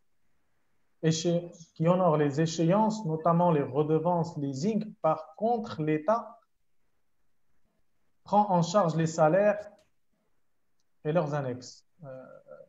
Monsieur Younes, si vous pouvez reformuler votre question, s'il vous plaît, parce que... Moi, je crois que la formule, c'est que l'entreprise, il va tout supporter. Ce que l'État va supporter à la place de l'entreprise, c'est le flottement. et ce que l'État va supporter à la place de certains ménages, c'est les intérêts intercalaires entre eux. Et que finalement, c'est à l'entreprise de supporter, et l'État va supporter pardon, l'indemnité les indemnités de l'assistanat. Je crois que c'est tout à fait normal. L'État ne peut pas prendre tout en charge. Il doit agir par priorité. La priorité, c'est le maintien de l'ordre général et venir en aide pour la population très nécessiteuse qui en a besoin. Merci beaucoup pour ces éclaircissements. Alors, une question de Madame Fatem Zahra Boujouane. Merci pour la qualité de votre présentation. Quelles attentes de la Banque centrale pour une relance de l'économie marocaine? Et comment, d'après vous, peut-on décrire et qualifier une politique monétaire efficace dans ce contexte de crise? Moi, j'ai déjà répondu en partie à cette question, mais je pense personnellement qu'aujourd'hui, quel que soit le cas, nous n'avons pas, il faut que nous puissions reconnaître que nous n'avons pas les moyens et les mains libres pour mener une politique étatique en bonne et due forme, comme ça a été le cas en France ou un peu partout. Nous allons passer par la dette. Nous avons siphonné 3 milliards de liquidités pour maintenir le niveau de dirham acceptable.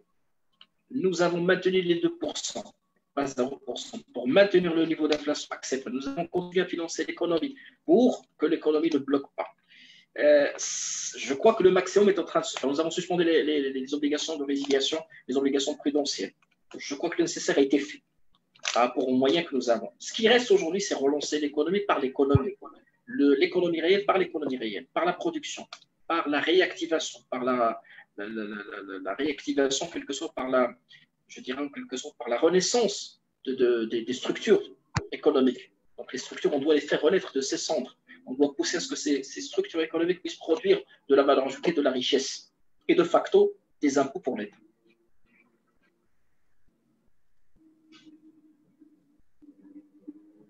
J'ai une question qui concerne les auto-entrepreneurs. Elle nous vient de Safa Tinghazri et qui dit quelle lecture faites-vous de l'impact de la pandémie sur les auto-entrepreneurs, pardon. Et nous n'avons pas des chiffres exacts, mais je crois que comme toute population,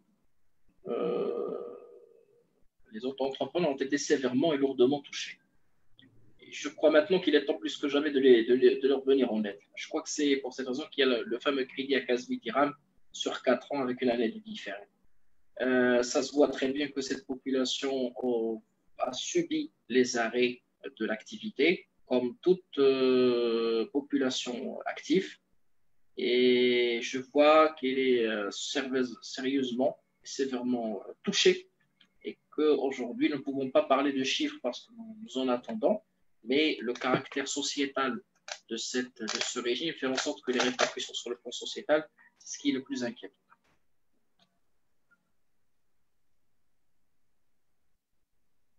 J'ai une question de M. Karim Bouzouba sur Facebook qui dit à quoi bon prendre une ligne de crédit internationale si demain nous reprenons l'importation et une fois de plus impacter la balance commerciale?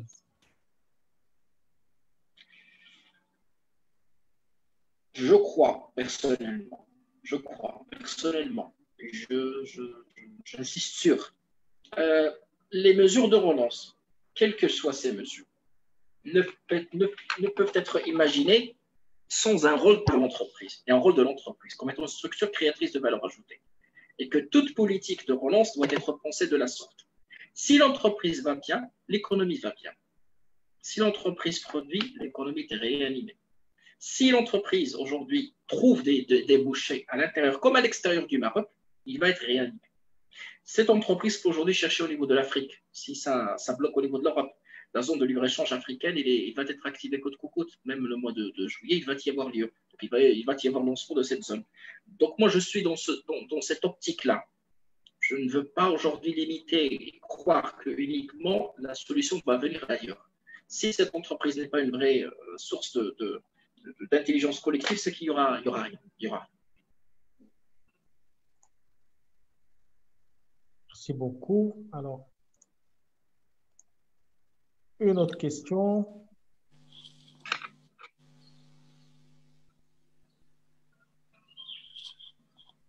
Et cette question, elle nous vient de Khalid Mraouza. Est-ce que dans l'avenir, on peut créer une réserve spéciale pour faire face à des crises financières à cause de ou de cause de force majeure? Je crois que on devrait le Je faire. crois que le compte du Covid, le compte spécial, il est amené à rester.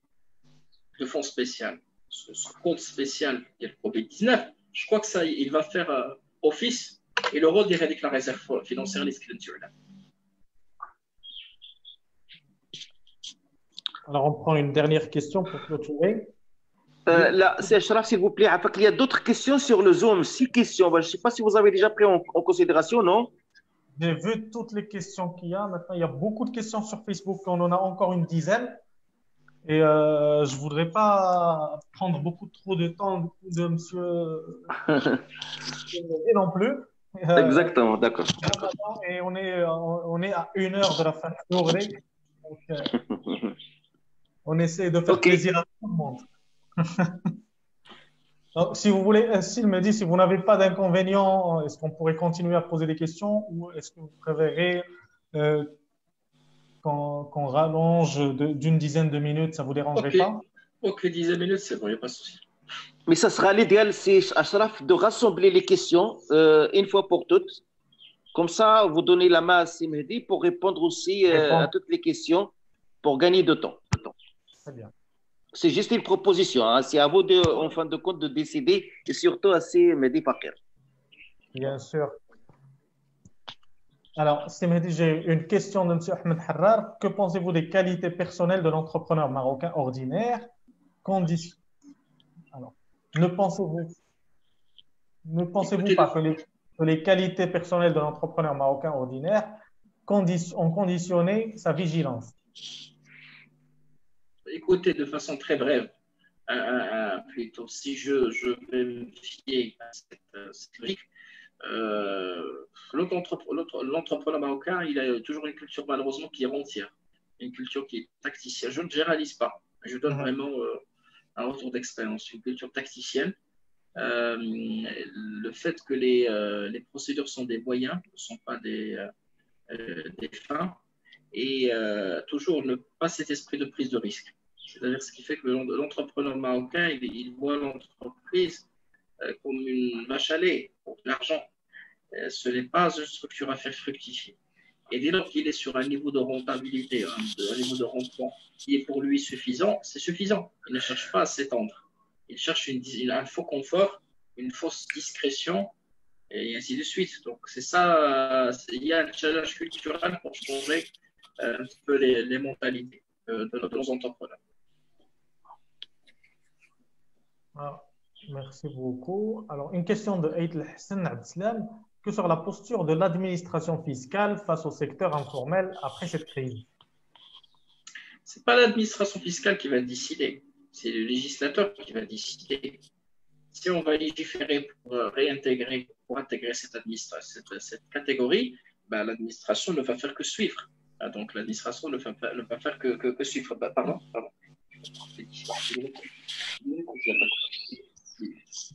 Salam alaikum, c'est 10 minutes à écrire.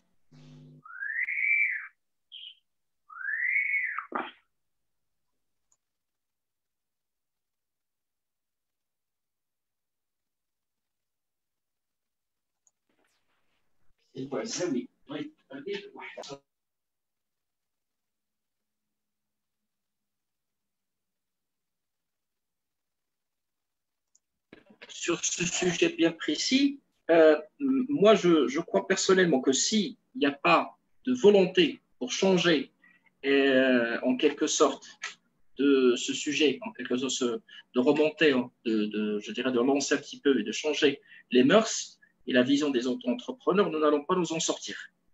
Donc, de ce fait-là, j'imagine que c'est de même pour l'entreprise. Si l'entreprise aujourd'hui ne s'adapte pas avec une nouvelle culture, de nouvelles mœurs, elle aussi ne va pas s'en sortir. C'est aussi simple.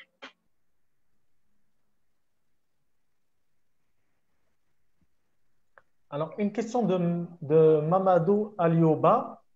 À long terme, est-ce que cette assistance pourrait provoquer une inflation? C'est le risque. C'est le risque. Parce qu'aujourd'hui, on injecte beaucoup d'argent liquide dans l'économie, mais que derrière, il n'y a pas de création de valeur ajoutée. Donc, cette assistance, pour cette raison, c'est ce qui explique les montants distribués. On parle de 18, de 800 dirhams, 1000, 1200 et 2000. C'est des montants qui ont été mesurés, qui ont été pensés de façon à ce qu'on n'inonde pas le marché par de l'argent et l'inflation va causer un effondrement du dirham, un effondrement de l'économie. Si on ne rattrape pas rapidement cette mouvance, on va avoir effectivement des tensions inflationnistes.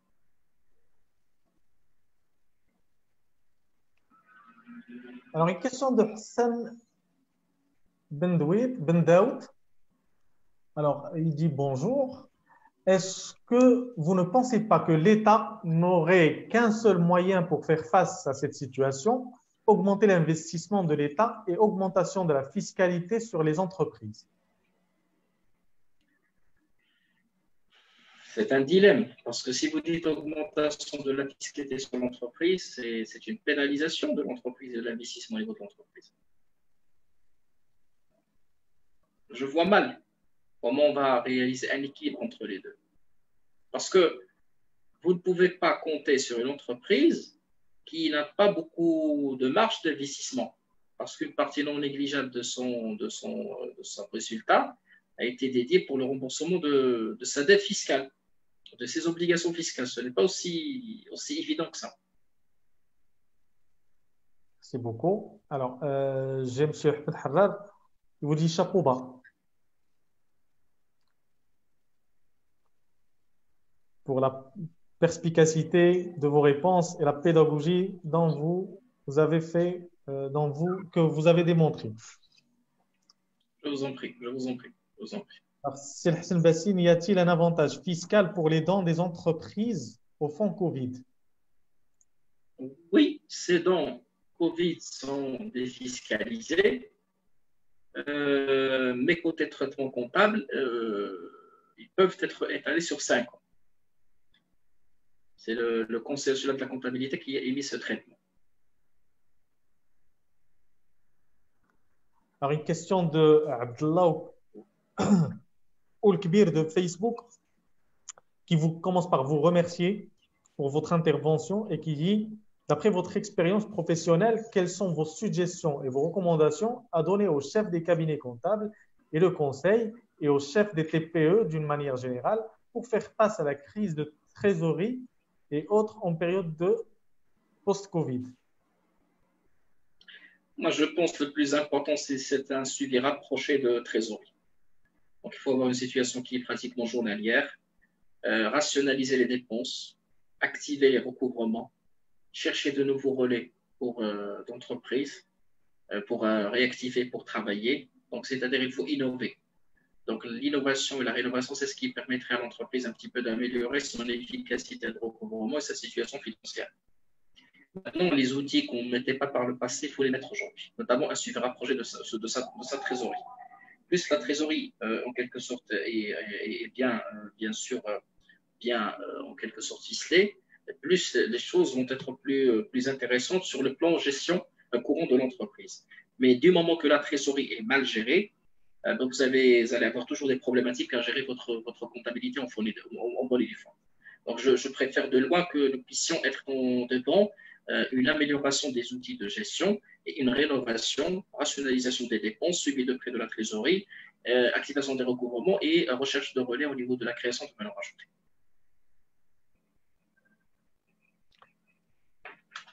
Au nom du club des dirigeants, je vous remercie, Semedo El Fakir, pour tous vos éclaircissements, votre générosité.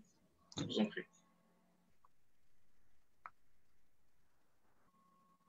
Je m'excuse encore une fois à toutes les personnes pour lesquelles on n'a pas eu le temps de poser les questions. Et, elles resteront postées. Monsieur El Fakir, si vous avez du temps, le temps de passer à travers Facebook, sur notre Ok. page du club. Il y aura toutes les questions auxquelles on n'aura pas pu répondre. Ok, j'essaierai d'y jeter un coup d'œil, effectivement. J'essaierai de passer et de voir un petit peu s'il y aurait des questions qui n'ont pas été traitées. J'essaierai un petit peu d'apporter un peu d'éclaircissement. Pas de souci. Merci beaucoup. Merci pour tout. Je remercie en votre nom toutes les personnes qui nous ont suivis. Je vous demande d'ailleurs si vous avez un dernier mot à dire à notre cher. Écoutez, moi, je remercie infiniment les organisateurs et vraiment, je remercie également les personnes qui ont bien voulu assister bien sûr, cette conférence. Effectivement, je les remercie pour leur patience et pour leur précieux intérêt. Et c'est toujours un grand plaisir de les rencontrer, bien sûr. Et ça sera un grand plaisir de pouvoir éventuellement les rencontrer, Inch'Allah, à l'avenir suite à d'autres occasions, Inch'Allah. Et tout en souhaitant pour notre pays, bien sûr, ce qu'il y a de bien pour surmonter cette crise, Inch'Allah, et pouvoir relancer son économie et se relancer, Inch'Allah, et se rattraper. Merci beaucoup. Alors, en fait, on a une petite main levée de M. Temishat. Voilà. Je me permets de lui donner la parole si vous le permettez bien. Oui, sûr. oui, allez-y, pas de souci. Selmedi, vous avez la parole. Merci d'activer votre micro. Monsieur Temishat.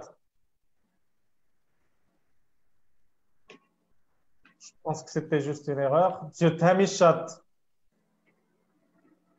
Monsieur Temishat.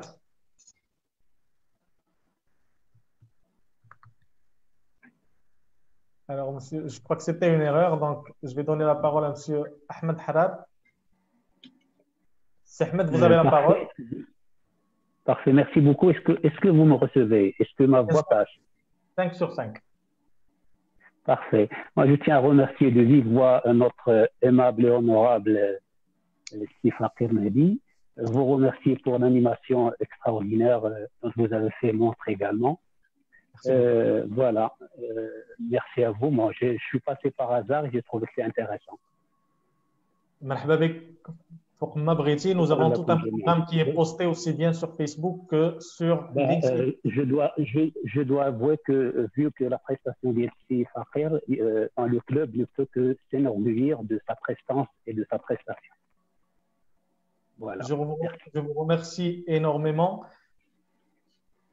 Nous avons beaucoup de compétences au pays et nous tentons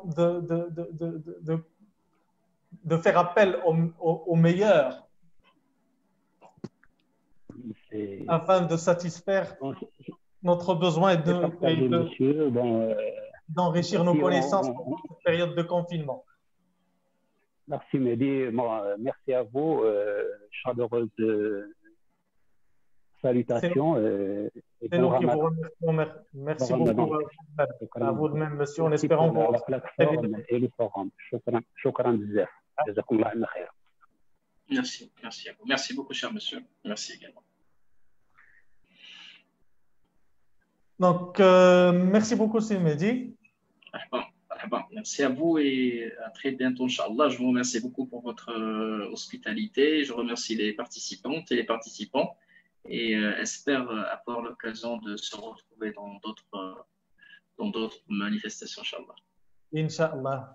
En tous les cas, vous êtes le bienvenu quand vous voulez pour un autre séminaire. Hein. Tant qu'on est en période de confinement, autant profiter de se voir à travers nos petits écrans. Merci. Merci infiniment à toute l'audience sur Facebook. N'oubliez pas de nous mettre des petits j'aime et de partager les conférences avec vos connaissances.